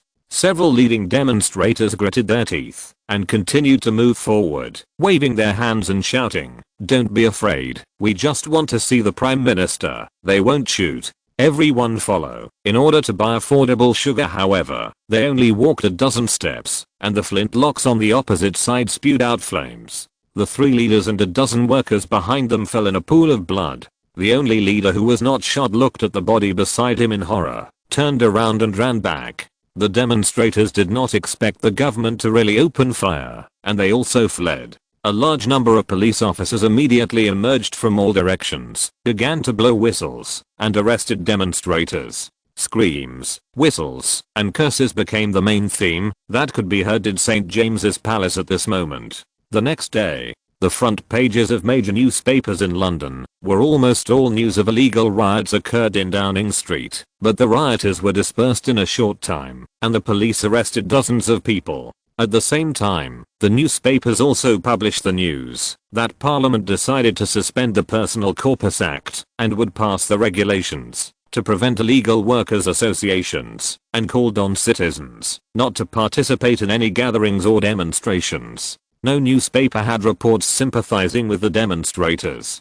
Because news control began across the UK, the North Shore of the English Channel, Plymouth Port, the passionate music filled every corner of the port. A band of more than 80 people sat upright on the podium on the south side of the port, playing at their best. The tall soldiers of the British 2nd Grenadiers Guards in bright red uniforms held flintlock rifles and lined up from the port, entranced to the fleet mooring, forming several red human walls. Under the solemn and majestic gaze of the soldiers, British Foreign Secretary Lord Grenville smiled and talked with diplomats from Prussia, Austria, the Netherlands, Hanover and other countries beside him, and walked towards the outer port accompanied by the music. Behind him were a group of senior officers of the British Navy and Army, as well as several executives of the Plymouth shipyard. Thank you all for coming to this fleet review. Oh, look, everyone, you can already see the greatest fleet in British history here. Grenville gestured to the southeast. It will be ready and fully defend the interests of Great Britain and our allies at any time. The diplomats from Prussia, Austria, the Netherlands and other countries looked up, and were all shocked. In the spacious naval port in the distance, there are more than 40 huge warships floating quietly on the sea. Those huge figures, like giant beasts that can tear everything apart, give people a great sense of oppression. However, at this time, those behemoths are arranged in neat square formations, as if they are under the control of the gods, ready to devour the enemies pointed at by the gods at any time. You know, these are all battleships above level 4. There are also a large number of cruisers and frigates in the distance, with a total of about hundreds of ships. And they are only warships from the Mediterranean Fleet and the Bay of Biscay Fleet. It is enough to see the terrifying strength of Britain, the maritime overlord. As everyone continued to approach the naval port, the appearance of those behemoths became clearer. The densely packed masts were like a large forest emerging from the sea, covering most of the naval port. An adult is not even as tall as a piece of wood on the side of the ship. If any two ships are connected together, they are almost as big as the royal palace of their country. More than 10 minutes later, Grenville and his party passed a very wide gangplank and boarded the flagship of the British Mediterranean Fleet, the Victory, which was docked at the dock. After everyone boarded the ship, Admiral Jervis, the British Minister of Naval War, came to the front of the team and proudly introduced the world's most powerful first-class battleship under his feet. She is 227 feet long and the main mast is 205 feet high. In the Atlantic, it can reach a high speed of 8 knots with a tailwind. She has 3 gun decks and can carry more than 100 cannons. The firepower is enough to destroy any enemy ship or even a small fleet. And her hull is 2 feet thick oak, which can withstand direct fire from a 24-pound gun within 100 yards. Even a 32-pound gun cannot penetrate her at a distance of 300 yards. Because there is a double monthly ticket event at the end of this month, the author kindly asks you to vote for double monthly tickets at the end of the month to help this book. If the monthly tickets exceed 3,000 this month, the author will add another chapter. If you're listening to this novel on a channel other than Fanfic World, it means they downloaded and uploaded it without effort. We cordially invite you to visit our channel, Mundo Fanfic Novelos. There you'll find the original version of this story and you can explore many other novels of various genres. We're waiting for you to immerse yourself in a world of incredible novels. Chapter 735 Threat. Lord Grenville delivered a speech for the fleet review on behalf of the King of England. Then, the sailors of the Victory skillfully raised the mainsail, and the warship slowly sailed out of the harbor. The port suddenly roared with salutes, and then, dozens of warships in the naval port sounded melodious trumpets at the same time. Lord Grenville bowed slightly to the diplomats from various countries sitting on the front deck and smiled. The fleet review has officially begun. I wish you all a pleasant afternoon. 5 huge first and second class battleships passed by the crowd first. Behind them were the third class main battleships, which were slightly smaller, and arranged in 2 rows, as many as 16 ships. Behind them were the fourth class battleships with less than 60 guns, as many as 21 ships. On the Victory, except for the Dutch foreign minister, who had some naval background, the diplomats of other countries were all shocked and widened their eyes. In fact, even the Dutch Navy, which was the 4th largest in Europe, had only a few 4th class ships as its main force. As for the dwarf navy like Prussia, it didn't even have a few cruisers. After the large group of warships had all passed in front of the Victory, Admiral Jervis said, "Next, please watch the actual battle demonstration of the formation." The Victory immediately sent out a series of flag signals, and the British fleet outside the port that received the order immediately split into 2 teams, each circling in the distance, forming 2 battle lines, pulling up the sails, and rushing towards each other at high speed. 15 minutes later, the 2 battle lines began to intersect. The gun ports on the side of the 2 second level ships in the front were fully opened, and more than 40 cannons on one side roared like thunder at the same time. On the Victory, which was only half a mile away, diplomats from various countries covered their ears at the same time, staring at the large black smoke in front of them like a dark cloud falling to the ground. Then, more warships began to intersect. The 2 battle lines were parallel to each other, and the cannons on each ship spared no effort to shoot at the opposite side. A large number of flames intertwined together, just like a raging fire on the sea. For a moment, although the diplomats of various countries knew that the cannons were firing blanks, they were still overwhelmed by the terrifying power. At this moment, they all firmly believed that anything that appeared on the sea would be easily crushed by this invincible fleet. After an unknown amount of time, the sound of cannons on the sea gradually stopped, but the hearts of the people on the Victory were still beating wildly. Lord Grenville stood up first, looked at the expressions of the crowd with satisfaction, and smiled in the direction of the cabin. "A sumptuous dinner has been prepared in the officers' meeting room. Please enjoy it." In the cabin, the band had changed to a soothing and lively song. Under the flickering candlelight, plates of delicious food were placed on the table. Before the banquet began, Grenville came to the left side of Austrian Foreign Minister Count Reinfels, sat down and said in German, "Volatile, my old friend, nice to meet you. It's an honor to receive your invitation, my friend." Grenville skipped the greetings and said seriously, "Obviously, this is a very good opportunity for both of us." "What do you mean?" "The opportunity to solve the troubles facing our respective countries," said the British. "Let me be frank. Your country's financial situation is not optimistic. The serfdom reform has been interrupted. At the same time, nobles from all over the country have complaints about His Majesty the Emperor." Count Reinfels did not comment. "I want to hear what you mean by opportunity." "Yes, opportunity." Grenville nodded. "I think you should be very clear about the root cause of Austria's current problems." Grenville looked across the sea through the porthole. "France. Austria's fiscal revenue has been shrinking. The core reason is that the vast southern German market has been occupied by the French. Even your domestic market is flooded with French goods. If I remember correctly, your trade income is 17% lower than the year before, which has led to a large number of factories reducing production and even closing down." Count Reinfels' face was not very good, but he did not respond. In fact, Austria's trade volume has dropped by a huge 27% compared with the year before. His Majesty the Emperor ordered the 17% figure to be announced to the public for the sake of the Empire's face. Grenville continued, "And the southern Netherlands, which is Austria's traditional source of income, is now providing taxes for the French.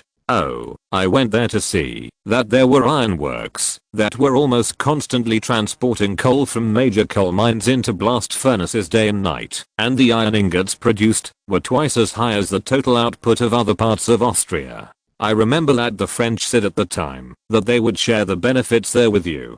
But look, what did Austria get from there? Negligible taxes. He was just changing the concept. The original agreement between France and Austria was to jointly own the market of Wallonia and both could invest there. After that, Austria was either busy fighting or busy with the coronation of a new emperor and never invested a penny there. The French government alone invested tens of millions of francs in the southern Netherlands, and private investment would be even more. That's why they bought all the large coal mines in Wallonia, built a large number of ironworks, and built wooden tracks to transport products to the southern German countries for sale, forming a virtuous circle. Of course, this is also because Joseph knew the coal reserves and development value of Wallonia based on later information, so he dared to invest so much. If the same information was told to the Austrians, even if they didn't invest so much, they would definitely not do nothing. But the reality is that Austria had never cared about Wallonia before. When they saw that the French made money and wanted to invest again, they found that all valuable industries had been invested by the French. In fact, the tax revenue of Wallonia still belongs to Austria. After all, it is still nominally Austrian territory. Therefore, the tax revenue they received has increased significantly with the development of Wallonia. However, compared with the high profits of coal and iron companies, Austria does not care about this little tax revenue. Count Reinfels nodded subconsciously. That's true. But we have an agreement with France. The British Foreign Secretary immediately said, unreasonable agreements should be abolished. This also includes the Rhine-Seine Treaty, which allows France to invade the southern German market without worries. If there is no damn treaty, those markets are all yours. Any financial problems will be solved. Count Reinfels sighed. You are right. We have tried to amend this treaty, but it's just that the French threatened you with force. I mean threatening those southern German states. Grenville's tone was full of bewitching. And now, we must unite, so that the French cannot threaten any country. Because some paragraphs in this chapter have been slightly modified, the comments of book friends have been swallowed by the system. The author apologizes to everyone. Please understand. Chapter 736 Anti-French Alliance. Although Count Reinfels had already guessed it, his heartbeat still accelerated when he got the British's personal confirmation. He whispered tentatively, "You mean, your country wants to attack France?" Lord Grenville nodded. "How sure are you of winning?" "There is no possibility of losing." Vienna. Schönbrunn Palace. Franz II tightly grasped his cane, looked at the foreign minister, and asked, "How sure are you of winning?" Count Reinfels said very calmly, "Your Majesty, Britain and their allies will join the war." Britain's allies include Prussia, the Netherlands, Portugal, and Hanover, which is already allied with Britain. These countries together are definitely an extremely powerful force. The British fleet will blockade all French ports immediately. The French navy is only half the size of the British one, which means that France will immediately lose all maritime trade. Count Reinfels talked about the British strategy. With France's current debt situation, if there is no income from maritime trade, it will collapse in 10 months at most, even without going to war. At the same time, Britain and its allies will mobilize more than 200,000 troops to launch a fierce attack on France. The huge military expenditure will further accelerate the speed of France's financial collapse. Therefore, no matter how the war progresses, France will surrender within 10 months. Very good. Franz II could no longer hide the joy on his face. By then, the French will no longer be able to stop us from withdrawing from the Treaty of Rhine-Seine and taking back the jurisdiction of the entire southern Netherlands. The British really helped a lot. Now we just need to wait for the war to end, and all the problems will be solved. Count Reinfels and Baron Thugut and others looked at each other for a moment, coughed and said, "Your Majesty, in fact, joining the war is the best choice for our country." "Join the war? Why?" This time it was Baron Thugut who spoke first. "Your Majesty, if our country chooses to stand by and watch, and Prussia participates in the war to defeat France, then our country's appeal in the German region will be difficult to match Prussia. Franz II was stunned for a moment. Unifying Germany is Austria's highest strategy, and the German states must not be allowed to turn to Prussia. That's right, Count Reinfels added. If our country joins the war, it will further accelerate the process of France's defeat, and at the same time we can get a lot of war dividends. Seeing that His Majesty the Emperor was hesitant, Interior Minister Kobzl stepped forward and said in an excited tone, "Your Majesty, if our army has the opportunity to control part of French territory, it will completely change the balance of power on the European continent." Franz II instantly felt blood rushing to his head. Yes, the Habsburgs were one of the two powers that competed with France for hegemony over the European continent. But after the War of the Austrian Succession, the national strength was greatly damaged, and they no longer had the power to challenge France. Instead, they began to compete with Prussia for the hegemony of Germany. If they could really defeat France and conquer Paris, then the Habsburgs would become the hegemon of Europe again. What German region? The Habsburgs would only have the entire European continent in their eyes. He stood up immediately, but suddenly thought of a problem, and said hesitantly, "But, with the financial situation of the empire, it may be difficult to support a large-scale military deployment." Count Reinfels immediately said, "Your Majesty, the British promised that, if our country joins the war against France, they will provide us with a low-interest loan of £400,000. Franz II immediately felt relieved, looked around at the ministers in front of him, waved his cane and said, "Then, let us welcome the opportunity for the empire to regain its glory together." The day after Austria responded to Britain's participation in the war, the British ambassador to France formally sent a note to France, asking France to open up the supply of sugar cane, significantly reduce the price of sugar, and give up the trade plunder of the southern German market. If France refuses the above conditions, it will suffer disastrous consequences. Prussia, Austria, the Netherlands, Portugal and other countries subsequently expressed their support for Britain's position. Paris, Versailles Palace. At the cabinet meeting, all the ministers looked solemn. Although everyone had been prepared for war with Britain, they did not expect it to come so soon, and that the other side could attract so many allies.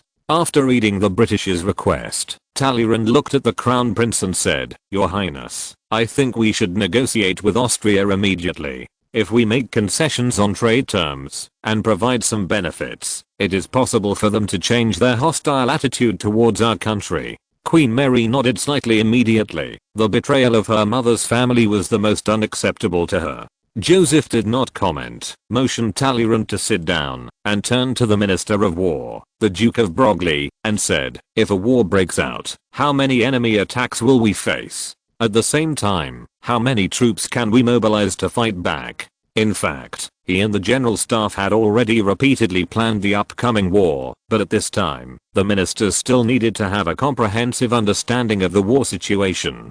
The Duke of Broglie hurriedly said, "Yes, Your Highness. In the worst case, Britain, Prussia, Austria, the Netherlands, Portugal, and Hungary will send troops at the same time. Then our country will face more than 300,000 enemy troops, or even 400,000. He was not exaggerating at all. Prussia and Austria alone can mobilize at least 250,000 troops. Hanover and the Netherlands can mobilize 300,000 troops. Britain and Portugal may not mobilize their army if the war goes well, but if they go all out, they can send another 50,000 to 80,000 soldiers. This has not yet reached the maximum mobilization capacity of each country." The Minister of War continued, "And our army currently has a total of 160,000 soldiers. Among them, there are 75,000 corps directly under the General Staff, the others are traditional corps, and a small number of Tunisian corps." What he meant by the corps directly under the General Staff was the new style army organized by Joseph. It was no longer simply called the Guards Corps, but had been reorganized. At present, there were 4 Royal Infantry Divisions, 7 Royal Skirmisher Regiments, 2 Royal Grenadier Regiments, 2 Royal Hunting Battalions, 11 Royal Cavalry Regiments, 6 Royal Dragoon Regiments, 3 engineering regiments, as well as 2 cavalry artillery battalions and 2 infantry artillery battalions. At the same time, the old-style army still had nearly 90,000 people. However, the French military nobles were not fools. Seeing that the combat effectiveness of the new army of the Crown Prince was exaggerated, they followed suit. Although they only learned some superficial knowledge, they had made great progress in training and combat thinking. The combat effectiveness of some of the more outstanding legions could even reach the tail of the new army. If these old armies were placed in other countries, they would undoubtedly be elite troops. Chapter 737. No compromise. After the Duke of Broglie finished speaking, the ministers looked even uglier. 160,000 versus 400,000. This is bound to be an extremely difficult war. Joseph smiled. Look, everyone, we don't need to cede our interests to Austria. Everyone. Joseph continued, not to mention the weapons and equipment and training of the army. Just the enemy's army comes from so many countries. Even unified dispatch and command is very difficult, let alone mutual cooperation. We should have enough confidence to defeat them. He was not arrogant, but a conclusion drawn from the battle situation of the first anti-French alliance in history. At that time, in addition to Britain, Prussia, Austria, Portugal and other countries that declared war on France, there were also Spain and Italian states. And now, Spain will definitely not stand on the side of Britain. Although the Spanish army is a scumbag, the scale of the anti-French alliance is slightly reduced due to the decline of one side. In addition, Prussia and Austria did not fight the Silesian War in history, and their national strength was more substantial than it is now. Of course, Britain joined the war relatively late in history. Basically, it was only after Prussia and Austria suffered a defeat on the Northern Front that Britain joined the anti-French alliance. At this time, the British actively participated in the war and invested all their efforts. At the same time, although Prussia and Austria suffered the consumption of the Silesian War, they also got a group of veterans who had participated in actual combat. So on the whole, the overall strength is roughly the same. But on the other hand, France. During the first anti-French alliance in history, France had just experienced the destruction of the Great Revolution and its national strength had not yet recovered. In addition, many nobles fled abroad, including many excellent officers, which led to a significant decline in the strength of the army. Although there is a whiff of revolutionary fanaticism, the combat effectiveness is several levels worse than that of the current French Royal Elite Corps. As for the result of the first anti-French alliance, everyone knows that France suffered a little loss in the early stage and fought all the way to the Rhine. In this life, Joseph, with a new army in hand and France without turmoil, could not possibly fight worse than in history. Even if he really performed poorly and put the war situation in an unfavorable situation. Don't forget that France only mobilized the standing army, and he still held the weapon of general mobilization in his hand. France is now carrying out land reform. Those farmers who bought the land, as long as Joseph calls, they will fight desperately with the enemies of His Royal Highness the Crown Prince with red eyes. France has a population of 30 million, and it should not be a problem to mobilize an army of more than 100,000 or 200,000. However, the French ministers saw that a large number of European powers wanted to be enemies with France, and they were inevitably uneasy.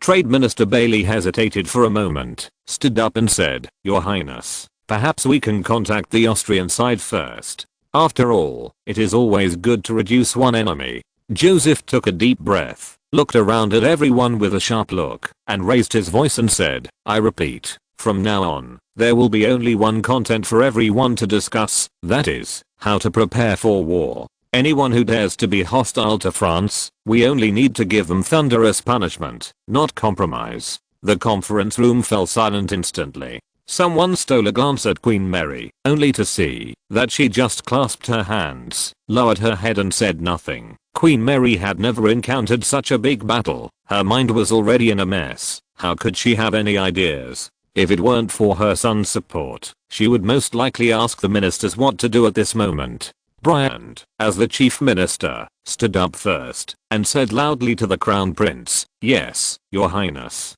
France will never compromise." The eyes of the other ministers began to become firm, and they stood up and shouted, "Never compromise." Joseph nodded with satisfaction and motioned for everyone to sit down. Brian then said, "Your Highness, in terms of finance, we can take out 90 million francs as military expenses under extreme circumstances. But in order to ensure that there are no accidents, I suggest that we can borrow money from neutral countries or private consortiums in advance. 90 million francs may seem like a lot, but to sustain an army of 160,000 and a naval fleet, it is only enough for 4 or 5 months. Mirabeau continued, industrial raw materials also need to be reserved.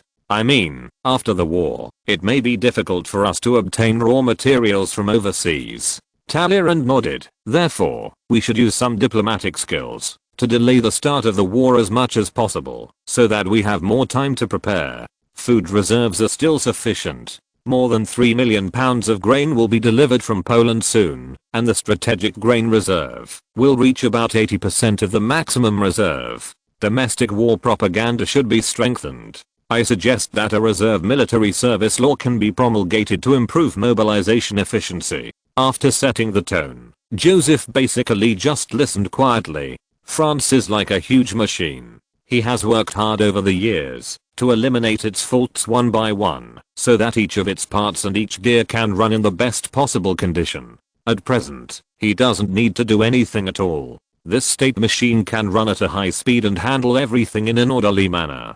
The cabinet meeting lasted a whole day, and it lasted for most of the next day. One decree after another was sent from the Palace of Versailles to all parts of France. The whole of France seemed to make a rumbling sound, and moved with an unstoppable momentum. At the same time, hundreds of thousands of troops from Prussia, Austria and other countries began to converge on the French border. The British Mediterranean Fleet and the Atlantic Fleet have also basically completed their mobilization and sailed out of the military port one by one. The sea is covered with black warships. Of course, such a large-scale military mobilization will take at least 2 or 3 months to complete all deployments. After Joseph arranged the preparations for war, he handed over domestic affairs to Brian and others, and he drove to Madrid, Spain. Originally, this matter could be handed over to Talleyrand, but after thinking it over again and again, he decided to go there in person. Historically, France has been fighting the entire anti-French alliance alone.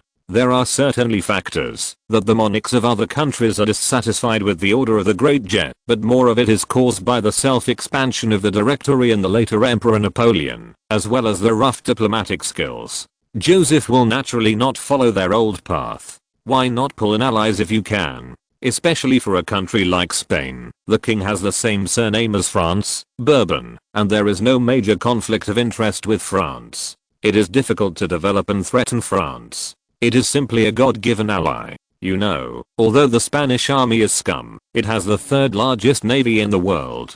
The navies of Spain and France combined can approach 80% of the size of the British Navy. Although the French Navy was able to rely on steam frigates to deal with the British fleet in the Mediterranean, only with the help of Spain could it ensure full control of the Mediterranean waters. Chapter 738. Pick up a pig teammate. Madrid, the capital of Spain. The ceremony that Carlos IV held to welcome Joseph was still of the highest standard. The guards of the palace guard stood solemnly on both sides of the road from the northern suburbs of Madrid to the royal palace. Behind them, there were many Spanish people who came to see the French crown prince. The whole city was as lively as a festival. In front of the royal palace square, the sound of salutes and the performance of the band intertwined. When Joseph got out of the car, he saw Carlos IV coming up with a warm smile. He straightened his clothes and saluted the King of Spain, who came up to him and gave him a hug. "Ah, my dear Joseph, I didn't expect you to come to see me at this time." Carlos IV dragged Joseph into the palace. "The banquet is ready, with your favorite baked seafood. After the banquet there will be an opera, the latest play of the Royal Theatre, which has been well received by everyone. Oh, and we will go hunting together tomorrow. You know, wild boars and lynxes in this season are as fat as long-legged barrels. Thank you for your hospitality." Joseph responded enthusiastically, and couldn't help sighing in his heart that it was really hard for this socially anxious brother to arrange so many social activities to entertain him. After the banquet was over, on the way to the Royal Palace Theatre, Joseph talked directly to Carlos IV about business. "Perhaps you have heard that Britain has gathered a group of villains and issued a threat to France." "Yes, the whole of Europe is talking about it now. The latter looked at Joseph and said worriedly, "The war may not be far away." Joseph nodded. At this time, our two countries need to be closely united. Before Carlos IV said anything, the former Spanish Secretary of State and current royal advisor, Count Floridablanca, who followed behind him, took a few quick steps, stepped forward and bowed. "Your Highness, our two countries have indeed signed a secret agreement, but I remember that the treaty will only be triggered when attacking Gibraltar and Portugal." Joseph was not surprised by his attitude. After all, he has always advocated keeping a distance from France. Joseph smiled, but there was no politeness in his words. "You are right, Count Floridablanca. But please tell me, is it possible to defeat Britain or Portugal relying solely on your country's military strength?" Count Floridablanca had to shake his head. "I'm afraid this is very difficult. Spain's national strength has gradually fallen to the same level as Portugal. Not to mention seizing Gibraltar and unifying the Iberian Peninsula, it has become a problem to keep the existing colonies." Joseph put away his smile and said solemnly, "For Spain, now is the only chance to challenge Britain and Portugal. That is to stand on the same front with France and work together to defeat them." Seeing that the king was nodding continuously, Count Floridablanca gritted his teeth and said, "Your Highness, getting involved in the war will seriously consume our national strength." Joseph raised his hand to interrupt him and said, "You should know that Spain's future will never be in America. The long distance makes it extremely difficult to manage there. The cost of suppressing riots will soon exceed the tax revenue brought there." He glanced at Carlos IV and raised his voice. "The world now has entered the industrial age. If you want to become a first-class power, you must develop strong industry and commerce. And Spain is full of mountains and hills. The cost of developing industry and commerce is very high. It cannot compete with other major powers at all. The only large plain on the Iberian Peninsula is Portugal to the west. If Spain wants to develop industry and commerce, there is only one model that works. That is, relying on the size of Spain and the plains of Portugal. Build factories in the western plains and sell products to the entire Iberian Peninsula and the American colonies." Joseph knew very well that in history, Spain had never been able to successfully unite with Portugal. So starting from the 19th century, as the colonies continued to gain independence, it quickly became a second-rate country in Europe. He continued, "Excuse me, with the trend of continuous riots in the American colonies, if Spain does not do something, its national strength will be exhausted." Count Floridablanca wanted to say something else, but Secretary of State Count Aranda had already said, "Your Highness, you are right, but I think it is still difficult for our two countries alone to challenge the British Navy. They will even get the Dutch fleet. I understand your concerns."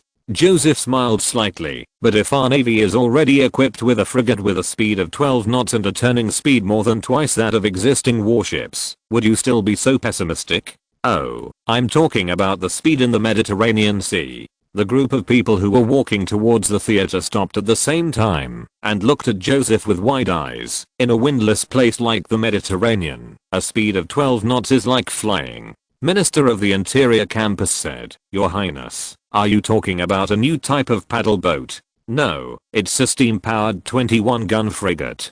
Joseph said, "It can maintain a speed of 12 knots for 3 to 4 days. Campus swallowed his saliva. "Are you serious? The French Mediterranean fleet will arrive at the port of Valencia in the next few days, and you can see it with your own eyes." Count Aranda said, "Your Highness, how many ships of this type are there now?" 21. The Brest shipyard can complete the construction of 2 such ships every month. Joseph looked at the reactions of the Spanish ministers with some enjoyment and threw out more explosive news. "By the way, a 32-gun steam-powered level 5 ship will be launched in Brest at the end of this month. The speed can still reach 12 knots. Campus was still not reassured and asked about the details of the steam battleship's firepower performance, combat methods, etc. Joseph also explained it to the Spaniard very patiently. Suddenly, Carlos IV interrupted Campus and said to Count Aranda, "Please draft a Franco-Spanish alliance treaty as soon as possible." He actually didn't listen to the so-called future of Spanish industry or anything like that, but the steam battleship, such an exquisite mechanical creation, deeply moved him. At this time, He had only one thought in his heart, that is, a country that can create such a magical machine will never fail. The next day, Joseph and Carlos IV went to the royal hunting ground together, and they saw wild boars with fat bellies dragging on the ground. However, his mind was not on this at all at this time, but he kept thinking about how to make Spain, the pig teammate, play a greater role. Yes, Spain is now the last of the first-class powers in Europe. Its domestic reforms are difficult. The fiscal deficit for many years, a country that can continuously transport a large amount of silver from the silver mines in the American colonies can actually have a deficit, which is enough to show how serious its internal problems are. In addition, although Carlos III has weakened the church many times, the power of the Spanish church is still very strong, seriously restricting the development of the country. If Spain did not still have an ancestral fleet, it could be regarded as a second-rate country. Chapter 739. Complicated battle situation. Joseph was not out of kindness, but he did not want Spain to suddenly collapse financially in the middle of the war. At that time, whether France allocated funds to support them, or watch them withdraw from the battle, it would be a very bad thing. Joseph roughly sorted out the current situation in Spain and quickly determined where to stay. That was the church. The Spanish church owned a large amount of property, levied high taxes on the people, and had great interference in national politics. It was definitely the biggest cancer in Spain. He handed the shotgun to Emin to load it, then turned to Carlos IV and said, "Your Majesty, have you considered taking advantage of this war to reform the church?" The latter was stunned for a moment and nodded. "If it can be done, it would be the best."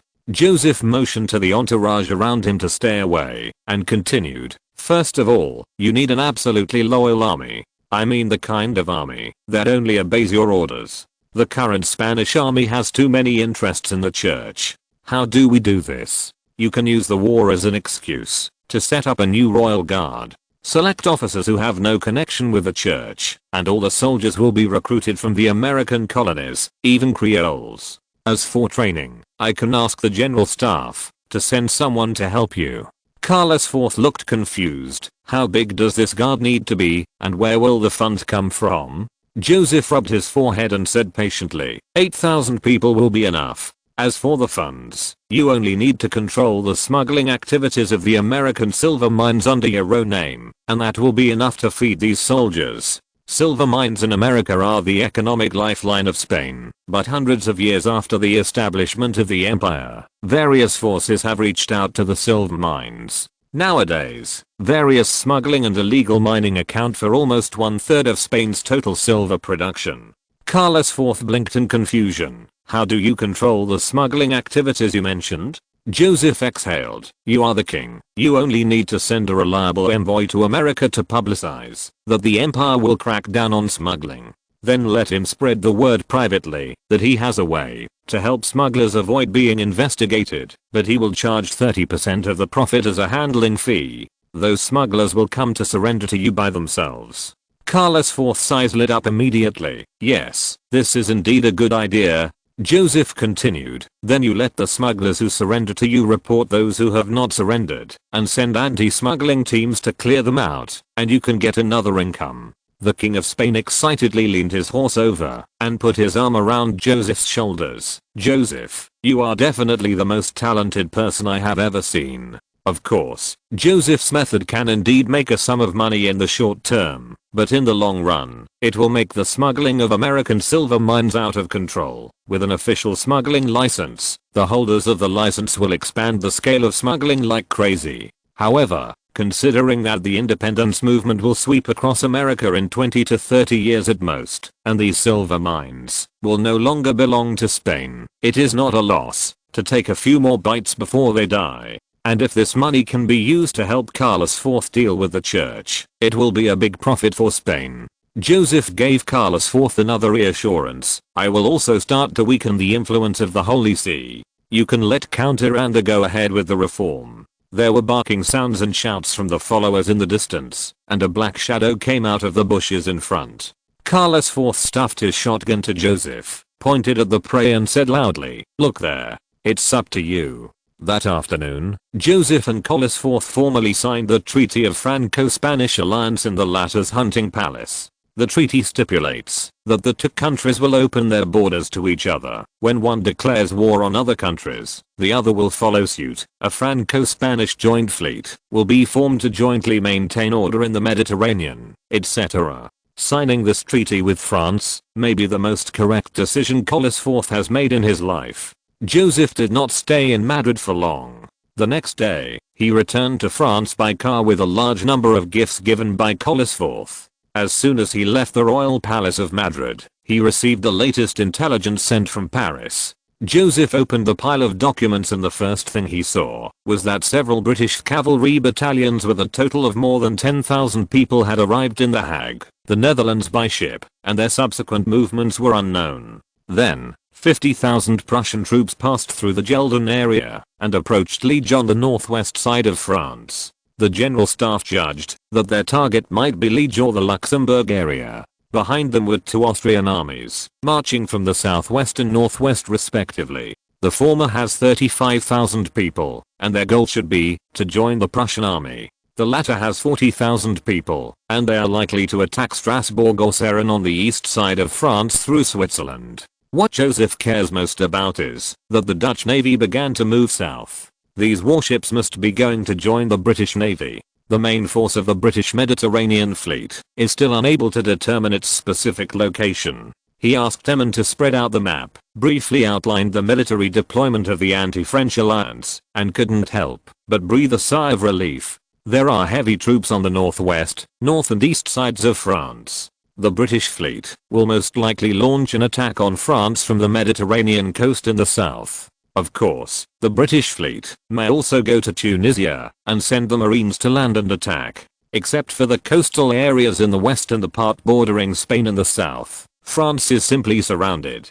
Joseph couldn't help but shake his head slightly. If any of these places were broken through by the enemy, it would be a very heavy blow to France. But if the troops were divided for defense, it would be exactly the situation that the anti-French alliance wanted to see most. Because the French army had fewer troops, the more they were scattered, the easier it was for the enemy to find weak points and tear a gap.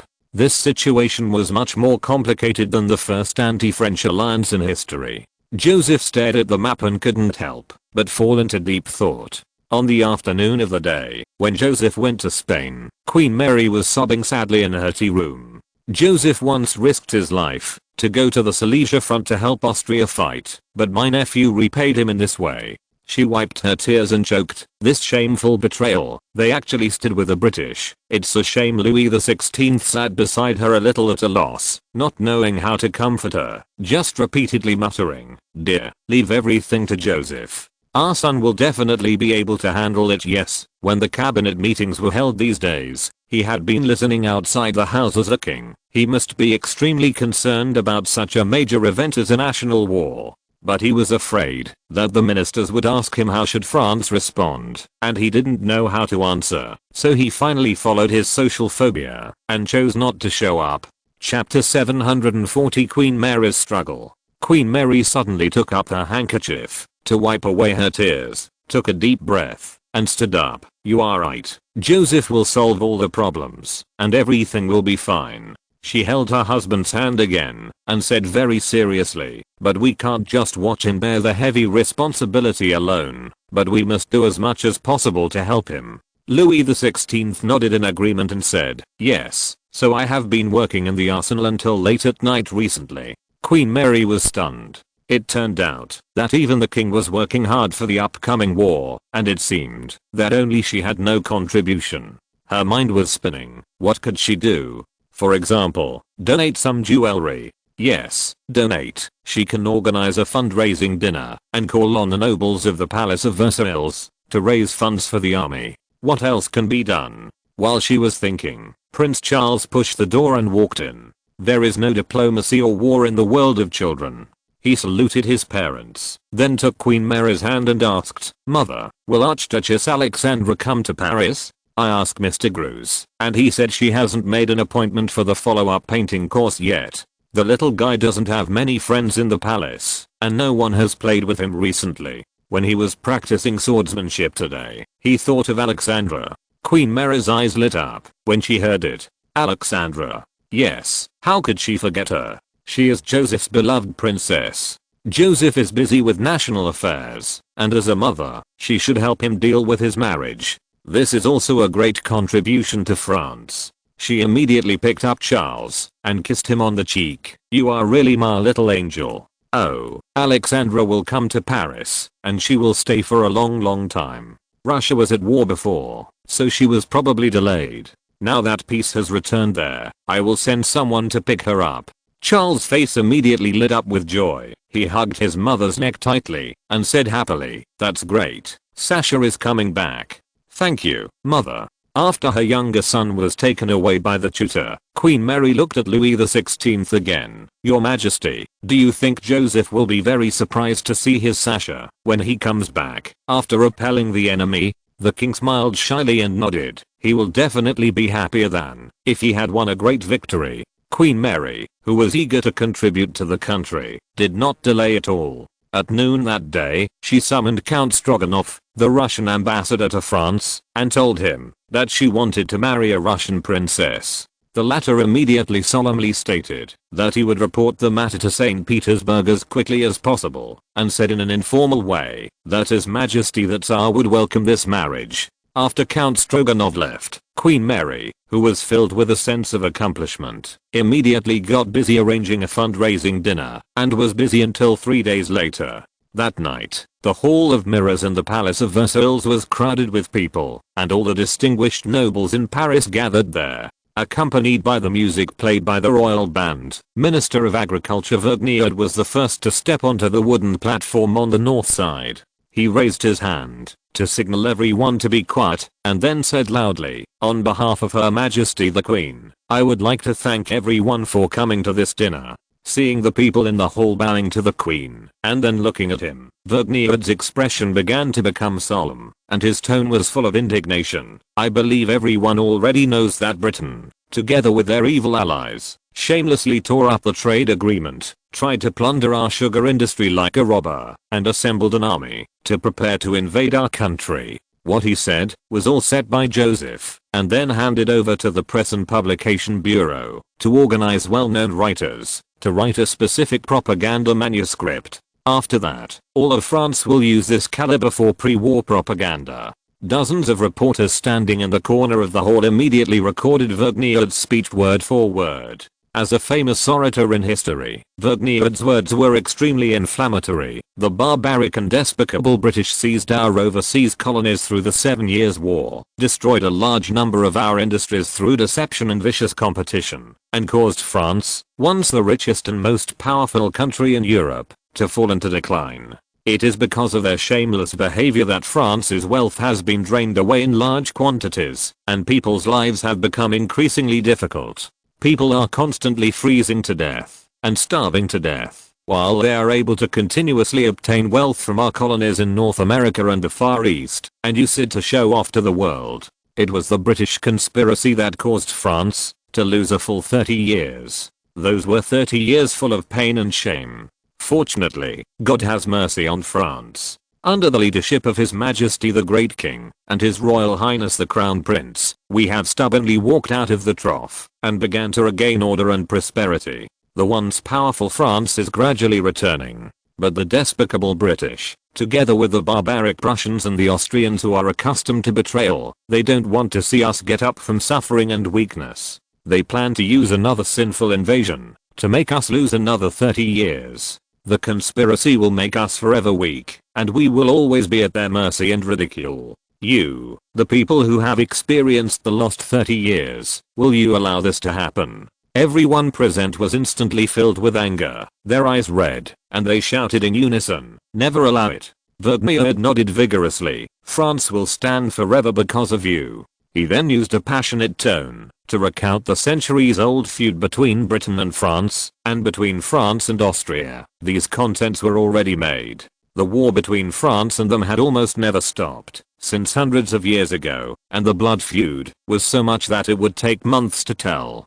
Finally, Vergniaud saluted Queen Mary on the side and said, "Today, Her Majesty the Queen has called us to stand here to jointly resist the invasion of evil enemies, defend our country." Amid cheers, Queen Mary came to the stage and said solemnly, "Let us unite and contribute our own strength to make all those who dare to be hostile to France pay the price they deserve." Countess de Berminac on the side immediately said, "The person who donates the most tonight will be invited by Her Majesty the Queen to have dinner with the royal family." An aristocrat immediately raised his hand and said loudly, "I will donate 5,000 francs. A disdainful snort came from behind him. An invited factory owner straightened his collar, raised his hand and said, "I'm willing to take out 20,000 francs to buy cannons for the army. How can we let these lowly guys outdo us?" An aristocrat muttered in a low voice and raised his hand. The Colbus family donated 30,000 francs. Chapter 741 The Uneasy Apennine Peninsula. The Villas donated 30,000 francs. The Broglie family donated 35,000 francs. The Count of Ecce donated 40,000 francs. The Duke of Loudon donated 40,000 francs. The nobles and capitalists soon split into two factions and began to compete desperately, unwilling to be outdone by the other. The donations began to be like an auction, and the amount kept rising. Just after someone donated 50,000 francs, a voice rang out, "The Dauphin family will donate a frigate for the navy." The Hall of Mirrors instantly became quiet. Even the cheapest frigate would cost about 120,000 francs. However, the silence lasted only a few seconds, and the attendant of Prince Condé shouted, "Your Highness will also donate a warship." No one else, whether nobles or capitalists, dared to speak for a while. Those who wanted to donate also quietly came to the court official in charge of recording donations and whispered their donation figures. Not long after, another Bordeaux winery owner donated a warship. The dinner has become a warship donation theme conference. Those who couldn't donate a warship were too embarrassed to speak out. By 10 o'clock in the evening, 5 warships had appeared on the donation list. The total donations of others were close to 3 million francs. Before the end of the dinner, Countess de Berminac announced publicly that all gentlemen who donated warships would be invited to dine with the royal family next week. Queen Mary just quietly summoned the donation recorder and told him that she was going to donate jewelry worth 2.7 million francs. More than half of her annual pension was spent on jewelry, but she took it out without hesitation. The next day, in addition to the list of nobles and wealthy businessmen who donated large sums of money last night, words such as evil alliance, lost 30 years and patriotic war also appeared frequently in major newspapers in Paris. It didn't take long for these propaganda slogans to spread throughout France. Rome. St. Peter's Basilica. Pope Pius VI stared at Archbishop Musarelli and said in a deep voice, "The title of Shield of God originally belonged to Hungary. Now it can be accepted by Austria, which is in a union with Hungary. But His Majesty Franz II has never done any noble deeds known to everyone, and the title of the Just is not suitable for him." Musarelli smiled and looked at the more than 20 cardinals sitting around. "Do you think the title of Holy Roman Emperor is appropriate?" Immediately, a cardinal in his 70s nodded and said, "His Majesty Franz II has won wide acclaim from his people, and the Just is not an exaggeration." Then more than a dozen people followed suit, and only 3 or 4 cardinals expressed objections, while the others remained silent. They all remembered that a few months ago, Musarelli returned to the Vatican and argued with His Majesty the Pope in public, refuting the irresponsible behavior of the Pope for not refuting the rumors of the Polish Holy War in the first place. The Pope was extremely embarrassed at the time, but he could do nothing about it. Because just a few days before that, Venice and Tuscany respectively mobilized tens of thousands of troops near the northern and southern borders of the Papal States for so-called exercises, and the sound of artillery lasted for nearly a week. That posture was obviously to boost Musarelli's momentum. Since then, the Musarelli faction has become more and more powerful in the Vatican. Until today, Musarelli publicly suggested that the Vatican declare Austria as the Shield of God and canonize Francis II as the Just.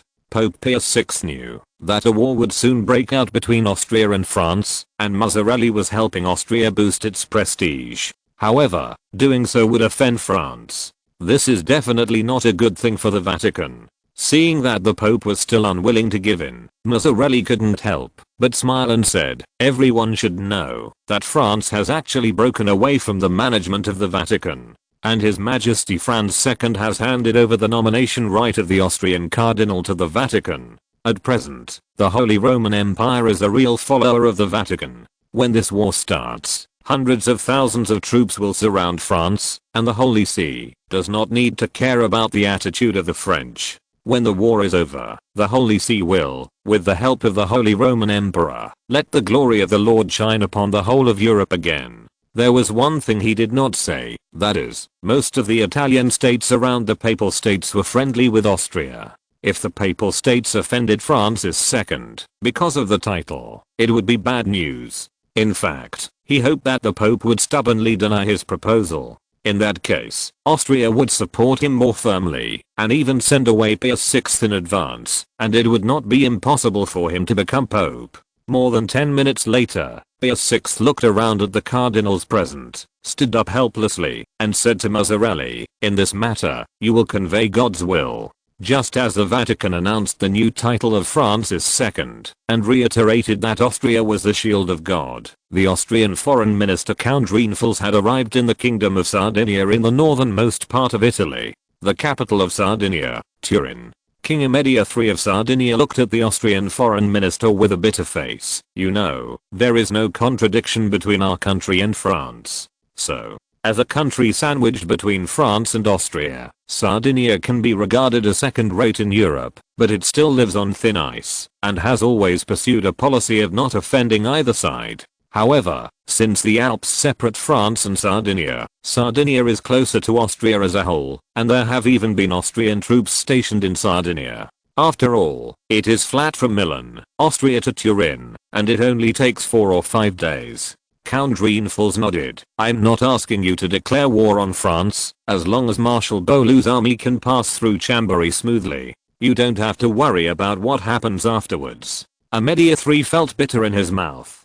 Allowing the Austrian army to attack France through Sardinia was only a little bit worse than declaring war on France directly. However, even if he did not agree, he could not stop the Austrian garrison from going west across the Alps. Count Reinfelds glanced at the King of Sardinia and smiled warmly. "Of course, if you can provide some logistical support to Marshal Beaulieu, or even send troops to assist, His Majesty the Emperor will definitely give you corresponding rewards after the war is over." Amedia III was about to shake his head when he heard the Austrians say, "Genoa and Corsica will all belong to Sardinia." Amedia III's pupils shrank immediately. Although Genoa is not large in area, it is an extremely important trading port in southern Italy. Countless gold coins flow into the Apennine Peninsula from there every day.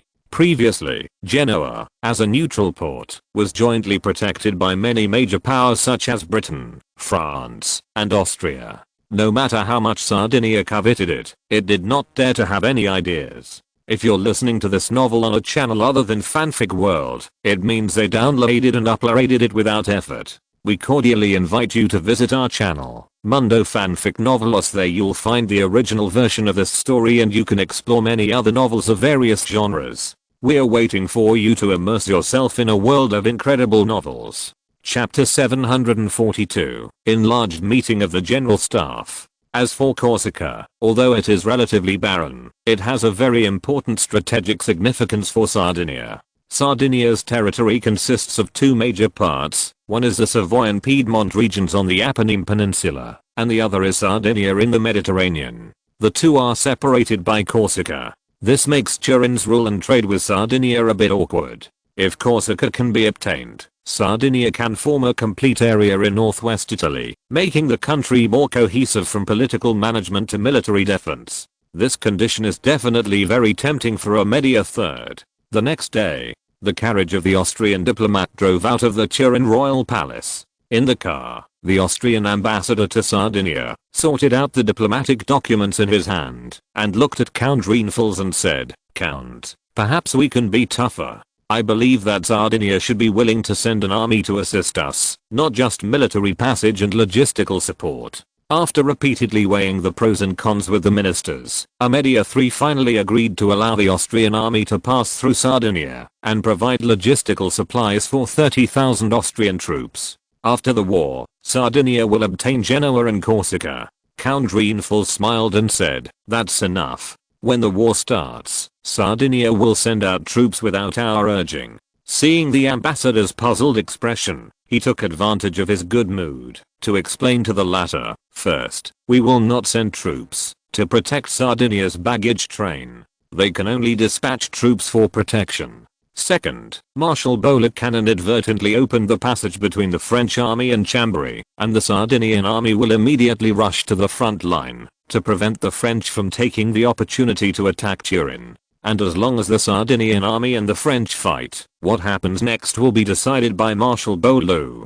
In the southern suburbs of Paris, a black military standard carriage was speeding steadily on the wooden track. In the carriage, Napoleon looked at the young lieutenant opposite him, poked the small wooden table with his index finger and said, "Lucien, you must go to the front with me. You must understand that this war is a very good opportunity. We will use it to get rid of the small place of Corsica." The young officer was his younger brother, Lucien Duvannebert. Although Lucien's military school performance was average, he at least graduated from the Brienne military school. It happened that Napoleon began to serve as the acting commander of the Corsica Corps at this time, so he transferred his younger brother to his staff as a herald. Lucien frowned and retorted, "But I think this war will be very dangerous. It is said that Britain, Prussia, Austria and other countries have sent more than 300,000 troops, while France only has half of this force. Perhaps we have been torn to pieces by shells before the opportunity you mentioned comes." Napoleon's eyes flashed with disdain, and he said in a slightly reprimanding tone, "If you had seen how our crown prince fought, you would not say such childish words. The quality of the evil alliance's army is far inferior to that of the prince's army, and it is difficult to have a unified command. Just watch, they will definitely lose this war." And, without waiting for his brother to say anything else, he pointed to his feet. "These wooden tracks are also the guarantee of our victory." What does this have to do with wooden tracks? The speed of mobilizing troops and logistics is the most powerful weapon in war, even more important than cannons. Napoleon taught his poor student brother, where there are wooden tracks, our troops and supplies can be assembled several days earlier than the enemy, so that we can easily arrange tactics and formations. I think you should know how many wooden tracks have been built in the country over the years. Lucien curled his lips. He wanted to say wooden tracks have been built from Artois to Strasbourg, but in the end he chose to remain silent, because he was worried that his brother would continue the topic and ask him about logistics and supplies. He had almost forgotten the military school courses. Napoleon did not make things difficult for him, and instead talked about his own ambitions. "It would be best if I could fight in the southern Netherlands this time. You know, I have fought in places like Namur and Brussels, and I'm very familiar with the terrain there. The general staff will most likely transfer me there." 2 hours later, Napoleon's carriage stopped in front of the general staff office building southeast of the Palace of Versailles. Napoleon told his brother to wait outside, and he turned around and walked quickly into the general staff. Outside the combat meeting room on the second floor of the building, several guards checked Napoleon's ID, then stood at attention and opened the door for him. This important enlarged meeting of the general staff had obviously started for a while. General Berthier was talking in front of the map. When he saw Napoleon coming in, he just motioned him to sit down at the farthest position on the west side. Since Napoleon's residence was very far from Paris, second only to the provinces in North Africa, no one blamed Napoleon for being late. In fact, he traveled day and night along the way, so he came very quickly. Napoleon looked around the conference room. In addition to the crown prince and senior military officials, the chief minister, foreign minister, intelligence chief, and even the minister of industry were also present. Lefebvre, who was standing by, saw his old acquaintance coming, and kindly pushed the minutes of the previous meeting in front of him. "Thank you so much." Napoleon whispered his thanks, and then quickly flipped through the documents in front of him. The previous meeting mainly discussed the allocation of materials. At this time, the chief of staff was probably talking about the enemy's strategic deployment.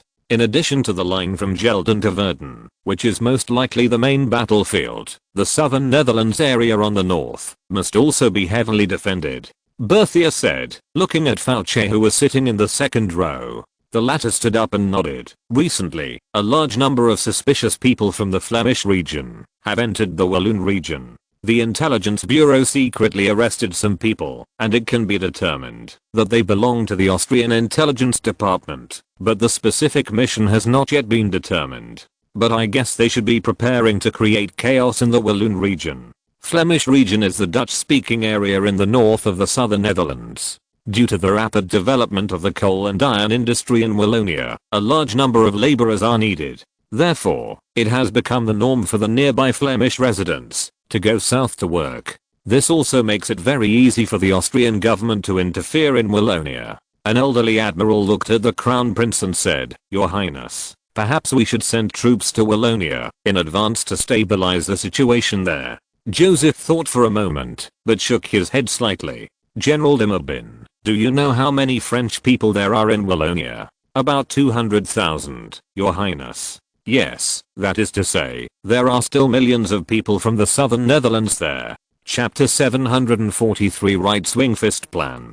Joseph looked at de Mapin and said, "Although they speak French and are willing to cooperate with us, if we rashly send troops into the southern Netherlands, it will easily provoke their resistance. Wallonia is still nominally Austrian territory and has its own autonomous government. In this era, when nationalism is gradually awakening, forcibly sending troops to control a foreign area will inevitably lead to various problems. In the past, Emperor Napoleon completely ignored the will of the local people and liked to use the army to rule roughly. In the end, the whole of Europe was full of resentment and stood on the opposite side of France." De Mapin frowned and said, "Your Highness, are we going to give Wallonia to the Austrians?" "Of course not." Joseph leaned back in his chair calmly. "We have to wait for the Wallonia Chamber of Commerce to beg us to send troops. They don't like our army, but they hate the Austrian army even more. The Wallonia Chamber of Commerce is a local government management agency." Mirabeau tilted his head and asked, "You mean, we should wait until the Austrian army invades Wallonia before we take action?" "You can say that," Mirabeau said anxiously, "but in this case, the Austrian army will cause serious damage to our factories there." Joseph smiled and shook his head. "You have to have confidence in the police in Wallonia."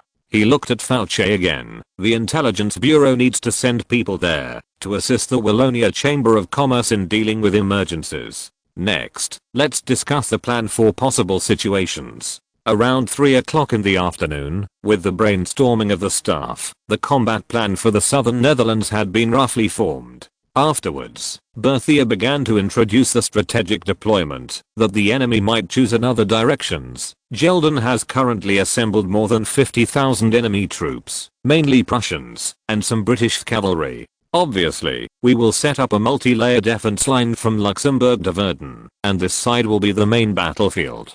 4 divisions will be needed for defense in the early stage. In eastern Switzerland, the Austrian army may choose to attack Strasbourg from the Great St. Bernard Pass, or the Simplon Pass, and there is a certain possibility of Seren. Strasbourg is in the northeast of France, while Seren is in the east-central part, hundreds of kilometers apart. So our army must deploy at least 3 divisions on the eastern front. Berthier said, after determining the direction of the enemy's attack, transfer the Lorraine Corps and the Lion Corps to assist in the defense. With the help of the Chap signal machine, the army should be able to arrive in time. According to the preliminary plan of the General Staff, a total of 130,000 troops will be deployed on the northern and eastern fronts. 2 divisions will be left as reserve forces. In addition, at least 2 new divisions will be formed in the country within half a year. According to the current French military system, an infantry division has about 10,000 soldiers. Berthier basically put all his troops into the defense line, leaving less than 10,000 people in the rear. Lieutenant Colonel Napoleon, who was sitting in the back row, couldn't help but frown slightly, always feeling that there was something wrong with this battle plan. He was about to put forward his own opinions, but saw His Royal Highness the Crown Prince suddenly stood up and interrupted the Chief of the General Staff, General Berthier. "To be honest, although your plan is relatively safe, it bears the advantages of our army. We should not and cannot put ourselves in the position of defense." The officers in the conference room looked at each other in surprise. "We have 160,000 people against others 400,000. It's good enough to be able to defend. Do you want to take the initiative to attack?" Only Napoleon looked at the Crown Prince in surprise, because he thought so just now. The Duke of Broglie hurriedly said, "Your Highness, our country's military strength is at an absolute disadvantage." Joseph nodded. "You are right, so we can't fight a defensive war. Defending strategic locations will make our army lose its mobility and fall into a situation of attrition. Whether it is manpower or finances, we can't beat the enemy." Napoleon nodded continuously. "The defensive troops cannot abandon the defense zone and leave. The enemy will continue to invest troops to entangle, which is equivalent to tying their own legs." Joseph continued, "We must concentrate our forces to defeat the enemy in one direction, and then use the advantage of our army's mobility to quickly rush to the next point and launch an attack on the enemy there. We must try our best to eliminate the enemy before they are fully deployed and form a siege on our important strategic nodes or strike at their important supply lines.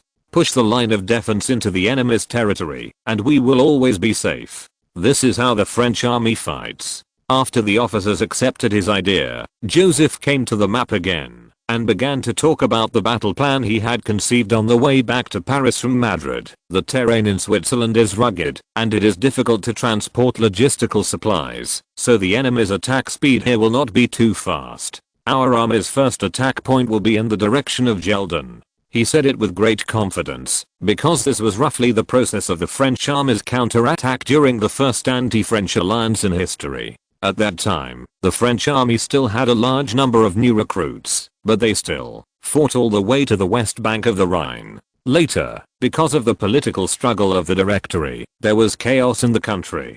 Prussia and Austria seized the opportunity to push back and regain the lost land. The current French army has been prepared for many years, and its combat effectiveness is much higher than that of the new recruits during the Great Revolution. Even if the number is slightly smaller, it should not be difficult to replicate the historical record. At this time, an officer walked in quickly and handed a report to Fouché lightly. The latter opened it and read it, then stood up and said to Joseph, "Your Highness, Italy has just sent news that Austria may have obtained military access to Sardinia." Everyone's expression suddenly became solemn when they heard this. Berthier looked at the map on the table and frowned. "This means the enemy has gained another attack point in the southeast." Lefebvre continued, "And after May, the snow at the Alps will melt, and it will be very easy to pass through there. The enemy in the south may invade our country earlier than the north." Just as the officers were anxiously discussing the new changes in the war situation, Joseph smiled and said in a voice that only he could hear, "This way, we are even closer." He was referring to the first anti-French alliance in history. Sardinia finally succumbed to Austria and stood on the opposite side of France. But this is also normal. After all, Austria's control over the Italian peninsula was still very strong at that time. Joseph glanced meaningfully at Napoleon sitting in the last row, and then pointed at the position of Sardinia on the map with a thin stick. "It seems that we need to adjust the order of battle. First, give Austria a right hook." Chapter 744. It's decided to be you. Take the Emperor. All the officers looked at the map at the same time, revealing a thoughtful look. Berthier frowned in confusion and said, "Your Highness, what do you mean by the right swing?" Before Joseph could answer, Napoleon, who was sitting in the back row, had his eyes lit up and excitedly took a few steps forward, saying desperately, "Italy. Yes, this will be the best breakthrough point." Just like a fierce right swing, hitting Austria's jaw. Duke Broglie glanced at the young officer with some dissatisfaction and said in a deep voice, "Please be quiet, Lieutenant Colonel Buonaba, you are too rude." Joseph smiled and looked at Napoleon without any offense. "Please tell me, why do you think Italy is the best breakthrough point?" He knew very well that Napoleon's famous battle was to lead a group of new recruits and rely on his amazing military talent to quickly pass through Italy, which renewed the most important breath for the Directory, which was in a critical situation at the time. Perhaps it was the inertia of history. Now facing the anti-French alliance, Emperor Napoleon once again showed a strong interest in Italy. Napoleon glanced at the Duke of Broglie nervously, organized his words, and bowed to Joseph, saying, "Your Highness, it was your words just now that reminded me. Before, we have always focused on the north. Although it is the main battlefield and has a very important strategic location, it also gathers a large number of enemy troops. The troops of Prussia, Austria, Hanover, and the Netherlands will exceed 200,000 in total, so if you want to implement your active offensive plan, it will be very difficult. And the only strong enemy in the Italian direction is Austria. Oh, maybe they can get support from Sardinia and the British fleet, but the overall force is much weaker than the northern line. However, Italy is connected to the belly of Austria. As long as Milan is broken, we can go straight to Campo Formio along Venice. Oh, the merchants there have almost no resistance. After that, there is only the Sava River between our army and Vienna. Joseph cast a very approving look at the emperor. Your military vision is very sharp. The Austrians only want to attack the south of our country from Sardinia, but they forget that it is also their weakest point. The officers in the conference room were all surprised. It turned out that His Royal Highness the Crown Prince was not just talking when he said he would take the initiative to attack. But everyone soon discovered that if they could really defeat the Austrian army in Italy, then the war situation would indeed turn in a direction that is favorable to France, just as Napoleon said. Berthier looked at Napoleon, then at Joseph, and said cautiously, "Your Highness, isn't this too risky? I mean, if we don't make good progress in Italy, it will be difficult to withdraw the army back to the country." His worries were not unnecessary. Between France and Italy are the towering Alps. Although there are many low altitude mountain passes that can be passed, the climate there is very harsh. Except for summer every year, it is basically covered with snow. In winter, the mountains will even be closed by snow. If the army wants to retreat from the Alps, it is easy to be stuck in front of the mountain pass and be defeated by the enemy troops that are chasing them. Joseph's tone was very confident. "I'm confident that the French soldiers will win a great victory in Italy. Besides, we will launch a counterattack from the Swiss direction and provide mutual support with the Italian front. Even if something unexpected happens on the Italian side, with the support of the Swiss corps, the situation can be stabilized quickly. You don't think the Austrians can win in both directions, do you?" Although Berthier was still a little worried, looking at the determined eyes of the Crown Prince, he still took a deep breath and shook his head. "No, Your Highness, we will defeat them in both directions." "Very good." Joseph nodded, then looked at General Pierre de Mabin sitting in the front row, and said solemnly, "General de Mabin, you are now appointed as the Commander-in-Chief of the Italian front. It is under the jurisdiction of the Jubal Corps, the Corsica Corps, the Moulins Corps, as well as the Lyon, Montpellier, and Toulouse Corps. You need to gather the army in Savoy as quickly as possible, and then launch an attack on Milan. Milan is the political and military center of Austria in Italy. As long as Milan can be defeated, Austria's influence on the Apennine Peninsula can be reduced by more than half. However, when Joseph gave the order, the officers of the general staff all showed doubts and looked at each other quietly. General de Mabin is nearly 60 years old and his health is not very good. Although he has a certain prestige in the army, it is still not appropriate for him to command such a dangerous and complicated task as attacking Italy. Moreover, although the troops given to the old general by the Crown Prince totaled about 35,000 people, they are all traditional legions, which is what the Crown Prince called the Old Army. Among them, the Milan Legion, known as the strongest traditional legion, has a relatively strong combat effectiveness, and the other legions are very ordinary. General de Mabin was also quite surprised. He thought that at most he would help allocate logistical supplies in the general staff, but he did not expect to serve as the commander-in-chief of the front. But he still immediately raised his head and stood at attention and said, "Yes, Your Highness." Joseph nodded to him, then looked at Napoleon, the acting commander of the Corsican Corps. "Lieutenant Colonel Buvanaba, you are appointed as the second commander of the Italian front, to assist General de Mabin in commanding the battle in Italy." Napoleon's eyes widened in shock. He had just heard that the Corsican Corps would accompany the army to Italy and thought that at most he would be the commander of a branch, but the Crown Prince directly made him the second in command of the front. He was stunned for a moment, then he hurriedly stood at attention and shouted excitedly, "Yes, Your Highness. Thank you for your trust. I will never let you down." Joseph smiled. "Go ahead and do it. I believe you will achieve outstanding results." This is his purpose. Napoleon's current rank and qualifications are indeed too low, and there will be many officers with much higher ranks than him who may not obey his command. So, Joseph assigned him Dauphin to deter the army. With Dauphin's physical strength, it is very difficult to cross the Alps, and it is almost impossible to command the subsequent battles. Therefore, Napoleon will become the de facto commander-in-chief. After Emperor Napoleon uses real achievements to enhance his prestige, there will be no need to use tiger skin as a banner. As for the quality of the troops, it is even less of a problem for Emperor Napoleon. Historically, Emperor Napoleon won the Italian campaign with a group of new recruits. Although he is now given the old army, there is not a single new recruit. And there are elite troops like the Moulin Corps. Emperor Napoleon will definitely give the Austrians a huge surprise. After completing the deployment on the Italian side, Joseph looked at another veteran sitting in the front row. General de Gaumier, appoint you as the commander-in-chief of the Rhine front. Chapter 745 Total War. De Gaumier also stood up with a look of surprise and said, "Yes, your highness."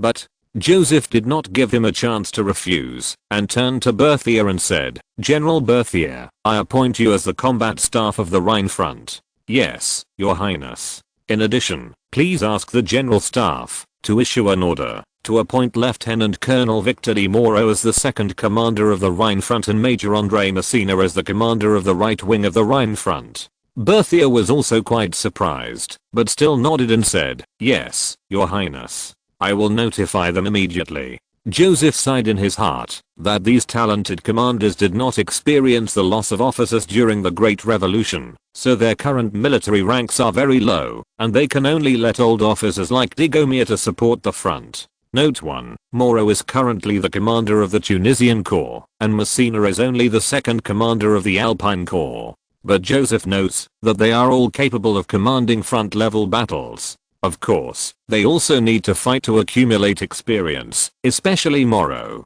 The Rhine front will be the main battlefield for France and the anti-French alliance, where they can grow the fastest.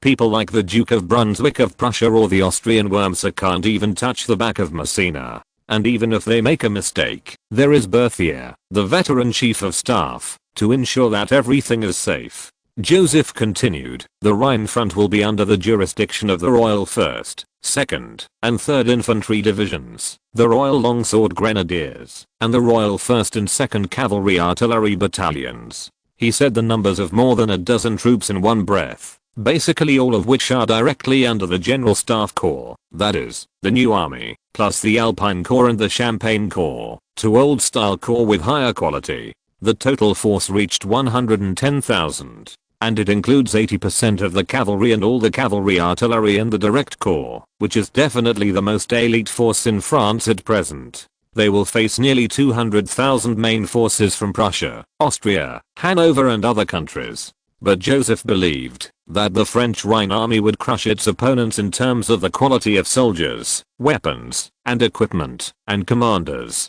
So, this would be his straight punch to the anti-French alliance. Joseph whispered to Berthier, let Messina be responsible for the overall deployment, let Moreau be responsible for the main attack, and open up the situation when the stalemate occurs. Yes, your highness, I will remember your instructions. In fact, Messina is now 36 years old, and has served for more than 20 years. He is a more experienced officer. Joseph knew that this was the second most experienced commander in France after Napoleon. However, he was unable to fully display his command talent for various reasons in history, and now Joseph gave him this huge stage for him to display.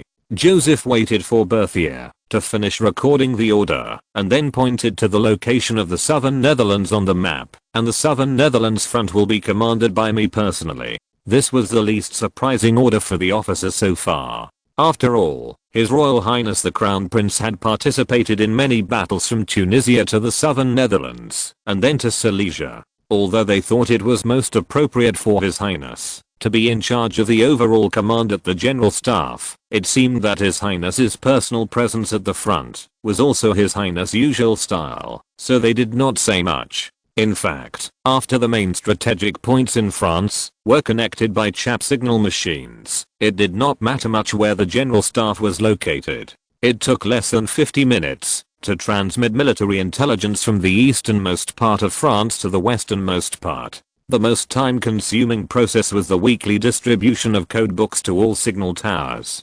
Joseph continued to talk about the arrangements that had been thought of long ago. Colonel Francois Lefebvre and Lieutenant Colonel Jules will fight with me. The Southern Netherlands front includes the Royal 4th Infantry Division, the Royal 1st, 2nd, and 3rd Skirmishers, the Royal 1st and 2nd Infantry Artillery Battalions and the Artois Corps, the Reims Corps, and the Rethel Corps. After he finished speaking, Berthema calculated that the entire Southern Netherlands front had only more than 20,000 people, and 40% of them were old-style troops. He immediately suggested, Your Highness, although the Southern Netherlands is not the enemy's main attack direction, it is estimated that there will be more than 60,000 troops. The troops you lead seem to be insufficient. Joseph just smiled indifferently. It doesn't matter, I just need to delay the enemy for 2 months at most. You don't have to worry. If the situation is urgent, I will transfer the Paris Corps and even the Swiss Guard to the north.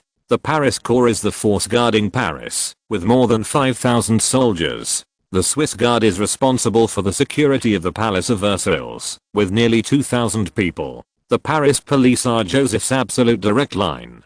Even if all the garrison troops in Paris are emptied, as long as he gives an order to the police, there will be no problems with the order in Paris. After that, Joseph looked around at everyone and said, Next, let's start working out the specific deployment details. Berthier frowned and reminded in a low voice, Your Highness, you seem to have forgotten that there is no corps in charge of Switzerland. Joseph nodded. I haven't forgotten, Your Excellency the Chief of Staff. When Major Massena solves the enemy forces on the Rhine front, his corps will become the Swiss front.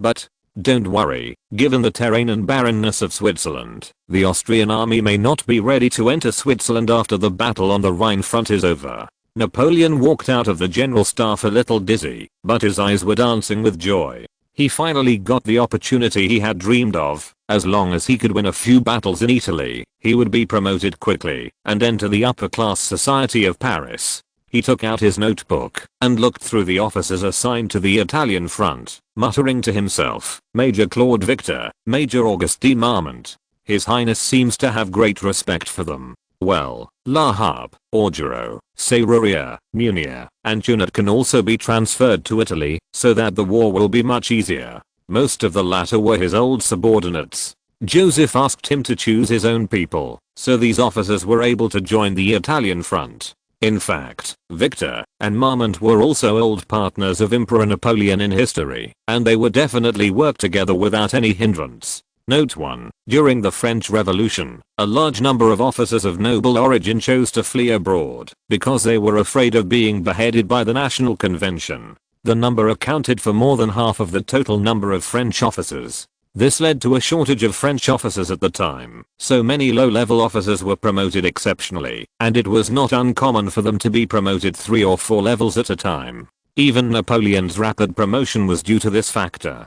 Chapter 746, Confrontation in the Alps. Napoleon immediately saw the words with special emphasis at the bottom of the notebook. After the army enters Italy, soldiers must be strictly prohibited from looting. All matters related to searching for supplies and rewarding soldiers must be signed by Major Odoric, the military supervisor, before they can be implemented. This will definitely affect the enthusiasm of the soldiers. Napoleon frowned helplessly, but this was a repeated request from His Royal Highness the Crown Prince, so he could only strictly implement it. I hope Major Odoric is a more talkative person. However, he just inquired that this Odoric was the cousin of the captain of the Crown Prince's personal guard, and he might not be so easy to bribe. Joseph clearly remembered how the emperor had been rubbing the ground in Italy in history, which directly led to the Italian region hating the French army. Later, when Austria took advantage of the civil strife in the French Directory to send troops to Italy, it was welcomed by the streets and pressed the French army to the Turin-Genoa line without much effort. If Massena had not fought hard for more than 3 months, the French army might have been driven out of Italy. Of course, Joseph was not trying to be a pushover. After all, if he could not make up for the financial loss from the Italian occupation zone, wouldn't he still lose money, even if he won the war? However, there was a method and art to obtaining war dividends. Robbery like a bandit like Emperor Napoleon did, would only make enemies for France. Therefore, Joseph sent Odoric to be responsible for recovering blood in the occupied zone. When Lucien saw his brother coming out, he hurried to greet him. "Have you been in meetings all day?" "Yes." "So, you haven't had lunch yet?" The general staff distributed some broth and bread at noon. "Oh, by the way, I've just been appointed the second commander of the Italian front." "Really?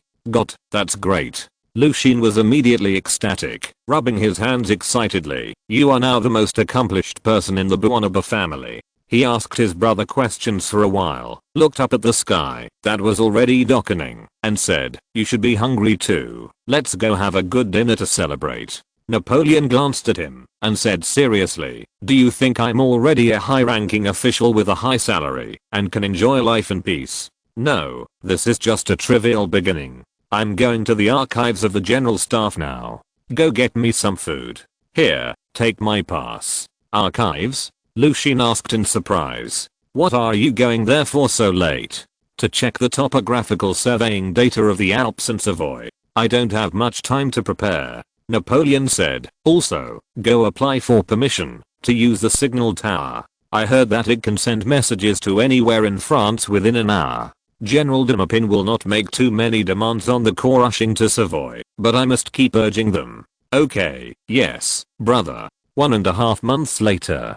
In eastern Sardinia, Acqui, only 70 kilometers away from Milan, is the headquarters of the Austrian Sardinian Corps. At this time, the Austrian commander-in-chief, Bolu, was frowning at the report that had just been sent and angrily scolded the staff beside him. "It's only more than 20 miles from Milan to Nizza. It has been nearly 2 months, but there are still 2 corps dawdling on the road." He was talking about Ori 20 li is approximately equivalent to about 140 kilometers. The staff officer lowered his head and said, General Pitali only received supplies from Sardinia at the beginning of the month. Before that, his legion did not even have enough artillery shells, so the Sardinian guys are all trash." Bolu cursed and asked the staff officer, "Is there any movement from the French?" "General, according to the intelligence sent back last week, several French legions are moving towards Savoy. There are also about 5,000 troops deployed in the Bresse area and in front of the mountain pass near Toulon. Bresse is the border between northern Sardinia and France, while Toulon borders the southernmost tip of Sardinia. The two places have one thing in common, that is, there are relatively low alpine passes in the areas where they are located." Bolu's expression finally eased a little. His 30,000 troops have assembled on the east side of the Alps, and the French army on the opposite side is obviously much slower. This has greatly facilitated his crossing of the Alps. At least, the troops will not have to camp on the mountainside because of the enemy's obstruction. Even in June, the Alps are still very cold, and staying there for a few months will have a very bad effect on morale.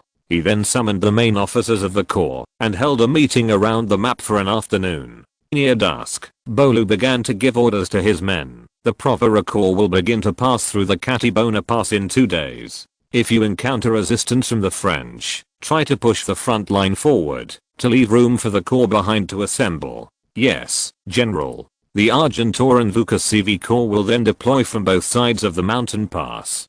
"Don't get too entangled with the French and occupy Toulon as soon as possible. After that, the British fleet will bring us supplies and assist us in defending the port. The Pitali Corps will be responsible for the defense of the west side of Turin. The Sibotendorf Corps will serve as a reserve." Yes, Bolu finally chose to launch an attack from the south side of the Alps, which was easier to pass. Although this was far from the Sardinian capital of Turin, which brought certain difficulties for supply, as long as the port of Toulon could be captured, the British would solve their logistical problems from the sea. Moreover, Bolu was very mature and prudent in deploying defensive forces in the west of Turin to deal with possible sneak attacks by the French. It was foolproof. The most important thing was that the French would definitely focus on the Brest line now, but he chose to cross the Alps from the southern coastal area hundreds of miles away. There should not be many troops defending there except for a small number of Toulon garrisons. When the Provera Corps entered Toulon, the coalition forces almost began to attack the Luxembourg-Verdun line in northern France. The French would probably find it difficult to withdraw troops to reinforce Toulon when they were attacked from both sides. At that time, he could directly march north to attack the Grenoble fortress or west to Montpellier, which would cause heavy damage to France. After the officers left the headquarters, Bolu told his staff, "Let General Carly tell His Majesty Amedia III that I will not wait for him too long. It is time to make a decision." He was referring to Michelangelo Alessandro Carli Marchi I, the commander-in-chief of the Sardinian army. Yes, Sardinia's 30,000 field troops were commanded by an Austrian general. In Bolu's view, he was giving Sardinia a chance to become a victorious country if the King of Sardinia agreed to Carli's army entering France. Chapter 747 I think of something. Southeastern France. Grenoble.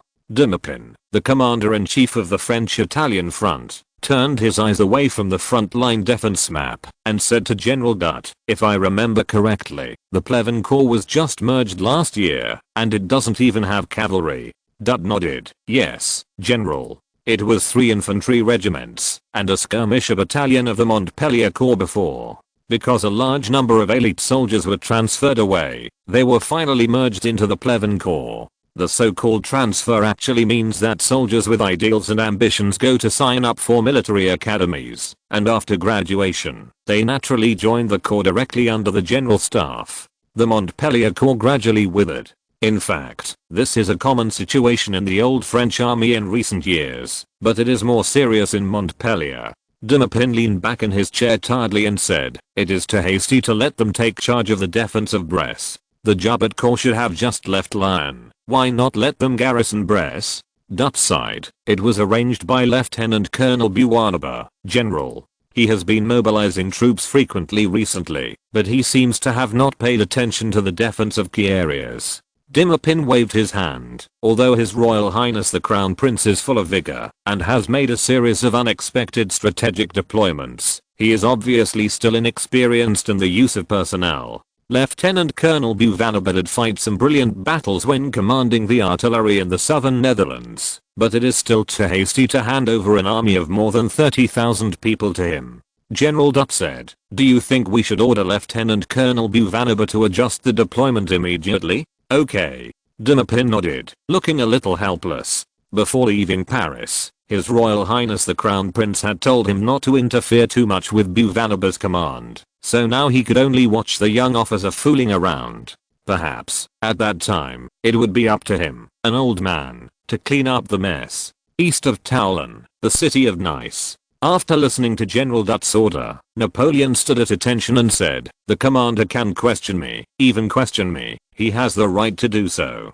But I'm not going to change my plan." He thought to himself that these old antiques were too short-sighted. They even just wanted to deal with the Austrians near the Alps. Fortunately, His Royal Highness the Crown Prince did not really let them command the Italian campaign. General Dutt frowned. "Excuse me, the troops you sent to Brest are, yes, they do patrol diligently outside the pass every day, but their number is too small and their combat effectiveness is worrying. This is exactly why I chose them." Napoleon said, "It took me some effort to screen out a legion with such poor quality. But what if the Austrians attack at this time?" Napoleon smiled proudly. "I will immediately lead the main force to attack Sardinia from the Catibona Pass. This is why I set up my headquarters in Nice." Dutt's eyes widened immediately. "What about Brest? If the Austrians are left alone, they will only need half a month to attack Lyon. I left the Lion Corps in Lyon. They will delay the enemy's offensive speed. At the same time, our army has crossed the Alps from the south, and then I will quickly go north to attack Turin. Please believe me, before Bolu attacks Lyon, I will cut off the supply line from Turin to Brest. Then, we have two choices. If the Austrians continue to attack Lyon, I will cross the Alps again from the west of Turin and attack their backs. If the enemy chooses to return to Turin for support, I will prepare to attack Genoa from the east. Neither the Austrians nor the British will sit idly by and watch us establish a stronghold in Genoa, so they will inevitably come to fight a decisive battle with our army. At that time, I can freely choose the most suitable battlefield in the southern part of the Piedmont Plain and defeat them." Dutt digested it in his mind for a long time, and found that this battle plan was indeed very feasible. It made full use of the advantage of the French army's fast marching speed, and led Bolu by the nose. He suddenly thought of a problem and shook his head and said, "No, your plan has a fatal flaw. The supply lines from Nice to the east are all on the Mediterranean Sea, which is very vulnerable to attacks by the British fleet. Even attacking Genoa is extremely difficult. To be honest, this old general did have some battlefield experience. Historically, when Napoleon set out from Nice to attack Italy, he was indeed seriously threatened by the British fleet. Fortunately, he was lucky, and the supply convoys happened to avoid the attacks of British warships every time, until the French army controlled the entire Sardinia, and began to supply from Turin. Napoleon was very confident and said, "His Royal Highness the Crown Prince said, that we can gain control of the Mediterranean. You have also participated in the meeting of the General Staff, so you should be very clear about this."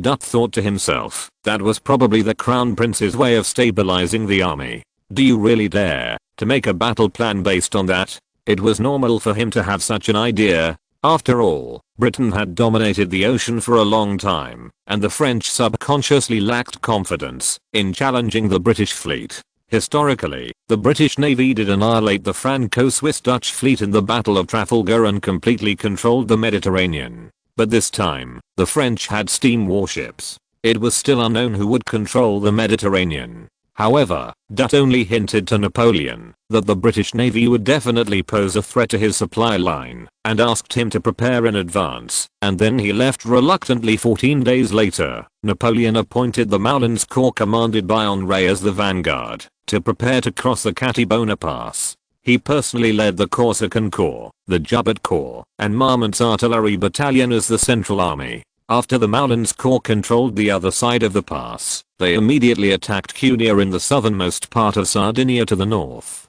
Augereau and Serruria served as the two wings, to cover the main force. However, as soon as the Moulins Corps approached the Catibona Pass, they immediately reported to Napoleon through the chap signal machine in Nice that a large number of Austrian rangers were found near the pass. Scouts. Napoleon couldn't help but frown slightly when listening to Lushin's report. Could it be that the Austrians' main attack direction is Toulon?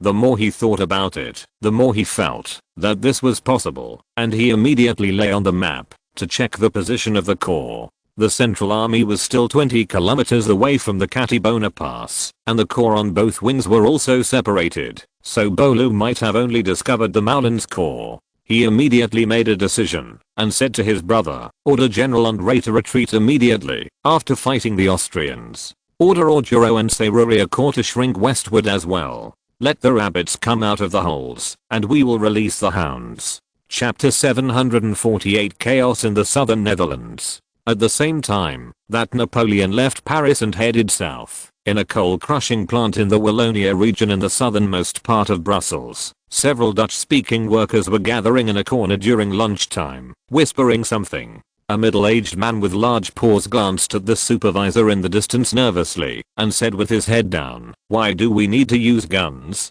I didn't say it would be so serious before. Are you scared?" The tall young man next to him gestured around with the bread in his hand. "Do you still want to be oppressed by those French running dogs, just for your pitiful wages? If our plan succeeds, I promise that you will get this factory." Including the middle-aged man, the people next to him swallowed subconsciously when they heard this. This coal crushing plant is worth more than 100,000 francs. For such a large sum of money, countless people are willing to risk their lives. After a moment, a little old man with a pointed face said cautiously, "Mr. Malseven, can this really succeed?" "Of course, there is no doubt about it. There will be thousands of brothers responding to us all over Wallonia." The rough-skinned middle-aged man frowned and said, "But there are also thousands of policemen in Wallonia. What are you afraid of? We have guns." The tall young man clenched his fists, "And the Austrian government will send troops to support us. The southern Netherlands belongs to us, and those French-speaking guys will be completely driven out of the lowlands." He was a middle-level leader of the southern Netherlands uprising. After spending several years in prison, he chose to cooperate with the Austrian government. This kind of inciting confrontation and riots is exactly what he is good at. The 6 or 7 workers beside him finally stopped hesitating and said that they would contact other Flemish workers after returning to participate in the action together. The same scene was staged in factories and streets all over Wallonia. More than 120,000 people from the Flemish region live here. They used to have income from the port of Antwerp and always looked down on the poorer Wallonia people. At present, the industry in Wallonia is developing very fast, and the overall economic situation has crushed the Flemish region. Those Flemish people who come here to work are discriminated against by the Walloons. Their wages are also lower than those of the Walloons who can speak French, and their mentality is easily unbalanced. If they are slightly instigated, they will cause trouble. Of course, the reason why such a large-scale riot and the influx of weapons is mainly because of the Austrian intelligence organization behind the scenes.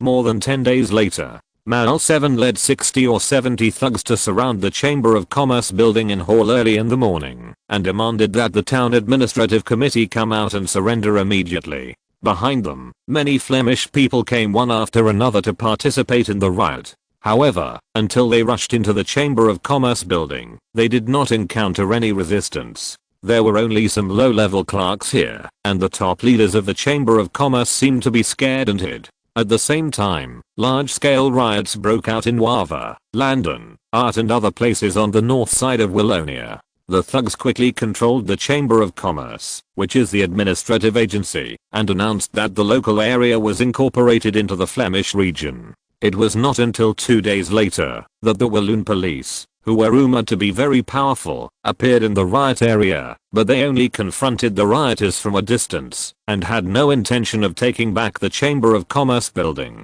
Southwestern Netherlands. Middelburg. In the headquarters of the Allied Lowland Front, the Allied Commander-in-Chief, Prince of Saxe-Coburg-Saalfeld, held a teacup and looked calmly at the officer who reported the news. In other words, those riots alone have left the Walloon police helpless. Yes, Marshal. The officer nodded. Currently, with Wavre as the center, the 4 cities in the north have been controlled by Collins's people. They are currently trying to plan a riot in Namur.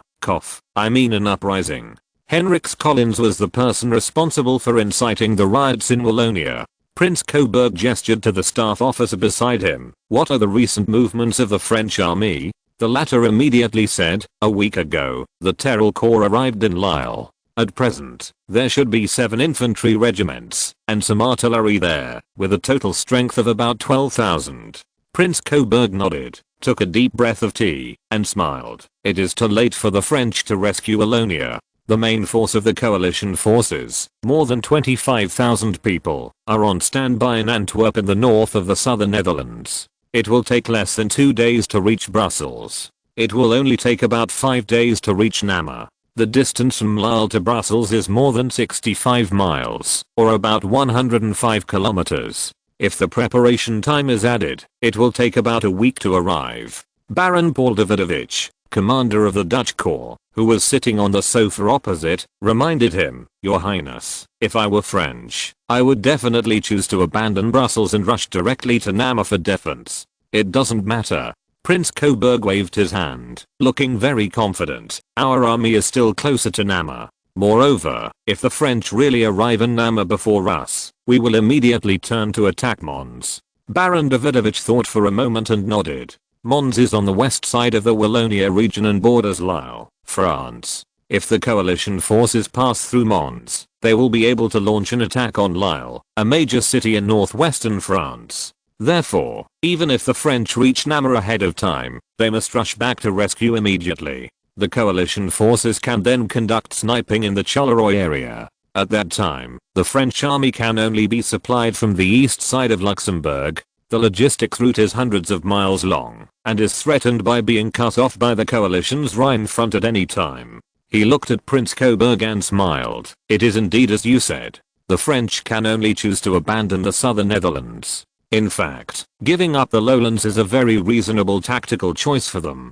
Prince Coburg said, with their military strength, only by holding the Lille fortress can they ensure that the northwest defense line will not collapse quickly. He said this with sufficient confidence. The Austrian Southern Netherlands Corps has about 25,000 people, the Dutch army has more than 30,000 people, and there is a British cavalry battalion under his command. The French army on the opposite side has not yet been able to gather 20,000 soldiers. If the French dare to enter the southern Netherlands to fight, they will soon be wiped out by his superior forces. Prince Coburg put down his teacup stood up and said to the staff officer beside him, "Let the Brussels security team enter the Wallonia region to quell the riots. If the Wallonia Chamber of Commerce dares to expel them, General Radetzky will immediately go to reinforce." Count Radetzky is a vanguard commander of the Austrian army. Prince Coburg turned to the Dutch and said, "General Davidovich, General Radetzky will rush to Namur immediately after entering Wallonia, so you need to control the cities in northern Wallonia as soon as possible, and be ready to attack Mons in the south at any time."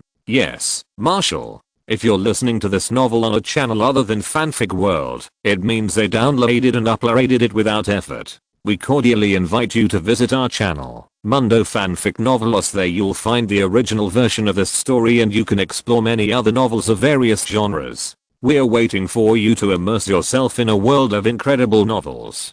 Chapter 749 Unexpected. Lille, northwest France. Outside the headquarters of the French Southern Netherlands front, Joseph picked up an August 1790 Chasseur rifle, aimed at a small wooden barrel more than 100 steps away, and then held his breath and pulled the trigger. With a loud bang, the rotating bullet flew straight to the target. The next moment, wood chips flew everywhere, and a palm-sized bullet hole appeared in the middle of the barrel.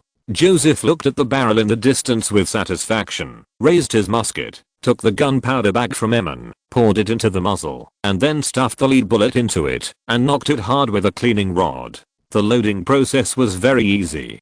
To outsiders, he was definitely holding a smoothbore rifle. However, the August 1790 is a genuine rifled rifle. Not only does it have a terrifying range, but it is also extremely accurate. According to Berthier, the elite veterans of the Chasseur battalion can hit a human-sized target at 200 steps away. Generally speaking, this distance is left for cannons to play. When shooting at a target 70 steps away, whether an ordinary flintlock rifle can hit the target depends entirely on faith. Although all countries now have chasseurs equipped with rifled rifles, the time spent on reloading is more than half that of the August 1790, which adopts the Tauwenin model. Therefore, most chasseurs are only organized at the company level, mainly looking for opportunities to snipe officers on the battlefield. With their shooting speed, too many of them will affect their combat effectiveness. However, the French chasseurs are organized at the battalion level, and as the production capacity of the arsenal continues to increase, the chasseur regiment will soon be expanded. Because the August 1790 has an extremely high rate of fire, the chasseurs can be used to shoot ordinary soldiers of the enemy army, and the more the better. If one day all French infantry are equipped with this kind of gun, they can almost defeat the enemy's infantry line at a distance of more than 100 steps. Just as Joseph was putting the percussion cap on the back of his musket and preparing to fire again, an officer walked over quickly, raised his hat and saluted him, saying, "Your Highness, yesterday morning, riots broke out in Wavre and other places at the same time, and the scale was very large. Since there was no chaff signal machine in the southern Netherlands, it took more than a day for the news from Wavre to reach the French border, but it only took a few minutes to reach Lille." Joseph took the report, glanced at it, and nodded. It is basically consistent with the analysis of the Intelligence Bureau. He looked at the visitor again. "What about the movement of the Walloon Chamber of Commerce? Your Highness, President Chevènement has persuaded the Walloon Regional Committee to transfer the main force of the police to the south of Brussels 5 days ago according to our suggestion. The logistical supplies are stored in Tubize and will not be affected by the riots. Chevènement did a good job." Joseph turned and signaled to the herald, "Let General Lefebvre set off." "Oh, Count Sager can also go to Württemberg."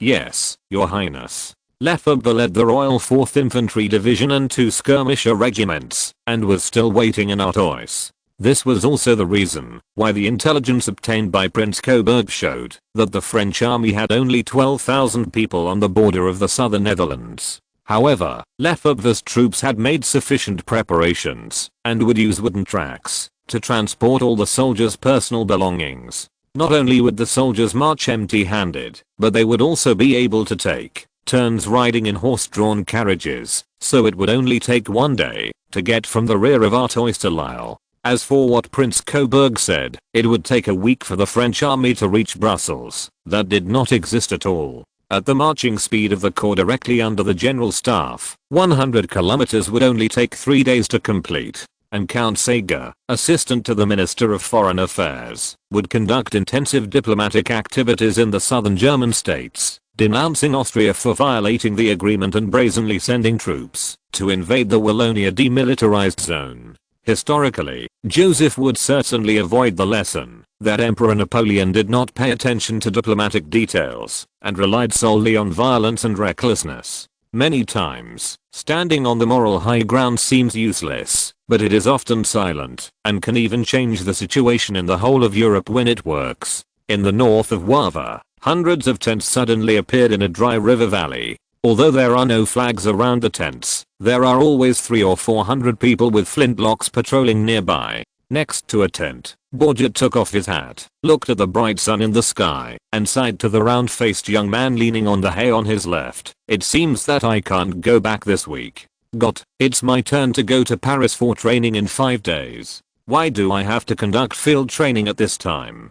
For Walloon police like them, going to Paris for training every year is a good day they dream of. Although the training will be more difficult, the bustling streets, fashionable beauties, and exquisite commodities in Paris make them linger. Not to mention that there are additional training allowances. The round-faced young man came over and said, "Hey, don't think about vacation. I heard Superintendent Debray say this morning that Langdon was also occupied by rioters." Borgia frowned. Are these damn Flemish people crazy? Do they really think Wallonia belongs to them? A middle-aged policeman who was sharpening his bayonet not far away said, "Obviously someone is organizing them. I'm from Namur, and there are also people making trouble there, but it's not as serious as in the north." Borgia said anxiously, "Then why don't we go to quell the riot? I believe that, as long as the superintendent gives the order, we can get rid of those guys in just 1 day." The middle-aged man looked at the desolate river valley around him, and shook his head. "Who knows?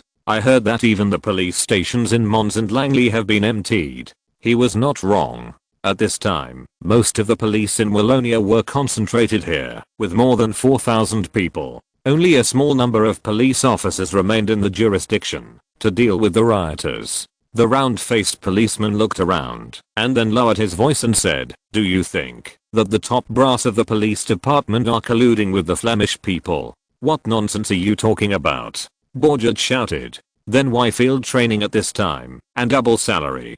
Don't you think it's weird?" Borgia and others were a little unsure after hearing what he said. At this moment, the call for assembly suddenly sounded in the camp. The drummer immediately got out of the tent and began to beat the drum around his team's area to call the police officers. Thanks to the training they have been doing in the past few days, the police officers reacted very quickly. In less than 20 minutes, a queue of more than 1,000 meters long had been formed in the open space in front of the river valley. The public security prosecutor of the police station where Borgia worked came to the front of the team and said seriously, "Check the ammunition carefully. We are not training today, but conducting actual combat." Borgia was overjoyed. "Sir, are we going to deal with those rioters?" "No, we are going to deal with the Austrians." Count Radetzky rode on his horse and slowly moved forward with the endless marching column. He turned his head and asked the staff officer beside him, "How far is it from Wavre?" "A little more than a mile, General. 1 mile is about 7 kilometers. In other words, this Austrian army had already entered the Wallonia region and walked a long way. Chapter 750, Warning from the Walloon Chamber of Commerce. Count Radetzky looked up at the sky, frowned slightly, and said to his staff, "Order to speed up the march, and we must enter Wavre before dark." Southern Netherlands map. The order he received was to control Namur, the transportation hub of Wallonia, as quickly as possible. In the case that France might interfere in the situation in Wallonia, the sooner he arrived there, the more time he would have to prepare for war. However, as soon as his order was passed down, a short horn sounded in front of the team. It was a warning sound that there was a problem in front, and notified the back to stop advancing. Count Radetzky didn't have to wait so long before a cavalry captain came over from the front team and saluted him, saying, "General, there is a group of people blocking the road." Among them seemed to be officials from the Walloon Chamber of Commerce and reporters. Radetzky frowned and sneered. Oh, do these idiots think they can stop us, like they stopped the Brussels security team? Just one day ago, the security team sent by the Flemish government to Wallonia to quell the riots was intercepted by the Walloon police and returned to Brussels in disgrace. More than a dozen people were arrested by the Walloon police. Count Radetzky urged his horse along the road to the front of the queue and saw dozens of Walloon officials blocking the road hand in hand, with more than a dozen people who looked like reporters standing on both sides. He turned his head to signal his attendant. The latter immediately stepped forward and shouted, "General Radetzky is following the orders of His Majesty the Emperor to resolve the chaos in Wallonia. You must get out of the way immediately, otherwise it will be regarded as a provocation to His Majesty the Emperor." An official who was blocking the road walked up to Count Radetzky's horse, handed a document to the attendant, and said seriously, "On behalf of the Wallonia Chamber of Commerce, I solemnly protest against the Austrian army's invasion of the Wallonia demilitarized zone. Please leave immediately, otherwise the Chamber of Commerce will authorize the Wallonia police to arrest you." Count Radetzky looked at the officers beside him and suddenly burst into laughter. "Haha, did you hear what he said? Arrest? He dared to threaten His Majesty the Emperor's army? It really made me laugh to death. I think there must be something wrong with his head." Count Radetzky tore up the document and threw it on the ground, waving impatiently to the officers beside him. "Disperse them." "Yes, General." The officer quickly issued a series of orders, and hundreds of soldiers gathered around in an instant, pointing their guns diagonally into the air. The next moment, a deafening gunshot broke out, shocking the people of the Wallonia Chamber of Commerce and making them shrink back. The officer pointed forward again, and the soldiers behind him leveled their guns and pointed them at the crowd blocking the road. "Bandits, you bunch of bandits. You will be punished." The Chamber of Commerce representatives protested angrily as they scattered in all directions and made way. The reporters were excitedly recording in their notebooks, preparing to go back and break this big news. The Austrian army was able to continue advancing. Count Radetzky talked to several officers about whether His Majesty the Emperor would order an attack on the French mainland after occupying Namur, but the Austrian vanguard only advanced less than 5 kilometers before stopping again. What happened again? Count Radetzky looked ahead irritably. After a moment, the cavalry officer came hurriedly again, but his expression was not as relaxed as before. "General, the hussars found a large number of Walloon police 1,500 yards to the south." Count Radetzky smiled disdainfully. In his subconscious, the police were basically just gangsters managed by the government. "Police? How many people are there?" The captain said. "More than 2,000, General." "That's a lot of people." Count Radetzky snorted and turned to look at the staff officer beside him. "And Roche, which unit is responsible for advancing and guarding?" The latter thought for a moment and said, "It's Lieutenant Colonel Busek's Dernier skirmishers." Count Radetzky nodded and ordered, "Let Busek drive away those annoying guys. He has 2 hours to complete this task." "Yes, General." A skirmisher regiment has more than 1,400 soldiers, which should be more than enough to deal with 2,000 policemen. Moreover, the speed of deployment of skirmishers is relatively fast, which has the least impact on the march, and is suitable for this kind of bullying mission. An hour later, Lieutenant Colonel Busek looked at the neat grey-white infantry line in front of the bushes in the south through a telescope. To be precise, it should be a police line, and couldn't help frowning slightly. Why are those policemen training in line formation? But he soon noticed the straight rope in front of the police, and he was relieved. It was a tool to help the recruits to fight in order, and it also prevented the recruits from running around. Obviously, these policemen were just lining up together to bluff. He put down the telescope, turned his head, and asked the regimental staff officer, "Are you ready?" "Yes, Commander, we can launch an attack at any time." "What are you waiting for? Teach these ignorant guys a lesson." Immediately, rhythmic military drums sounded all around, and the soldiers of the Dernier skirmishers spread out into a 1.5 kilometer wide fan-shaped attack surface, and began to press southward. The northern suburbs of Wavre. Borget heard the dense drum beats in the distance, licked his lips nervously, and sweat kept dripping from his forehead. Although he listened to the instructors all day long, when he was training at the Paris Police Academy, you must be prepared at all times to deal with all dangerous situations and defeat any enemy. But the most powerful opponent he had faced before was more than 30 armed gang members. And now, what is attacking here is an organized army. Hey, Alois, we won't die here, will we? The round-faced young policeman on his left wiped the sweat from his palms and gritted his teeth. Have you forgotten? These guys are going to occupy the entire Wallonia region. We must drive them away. A soldier with a broad forehead in the back row nodded vigorously. I don't want to go back to the life I lived 3 years ago.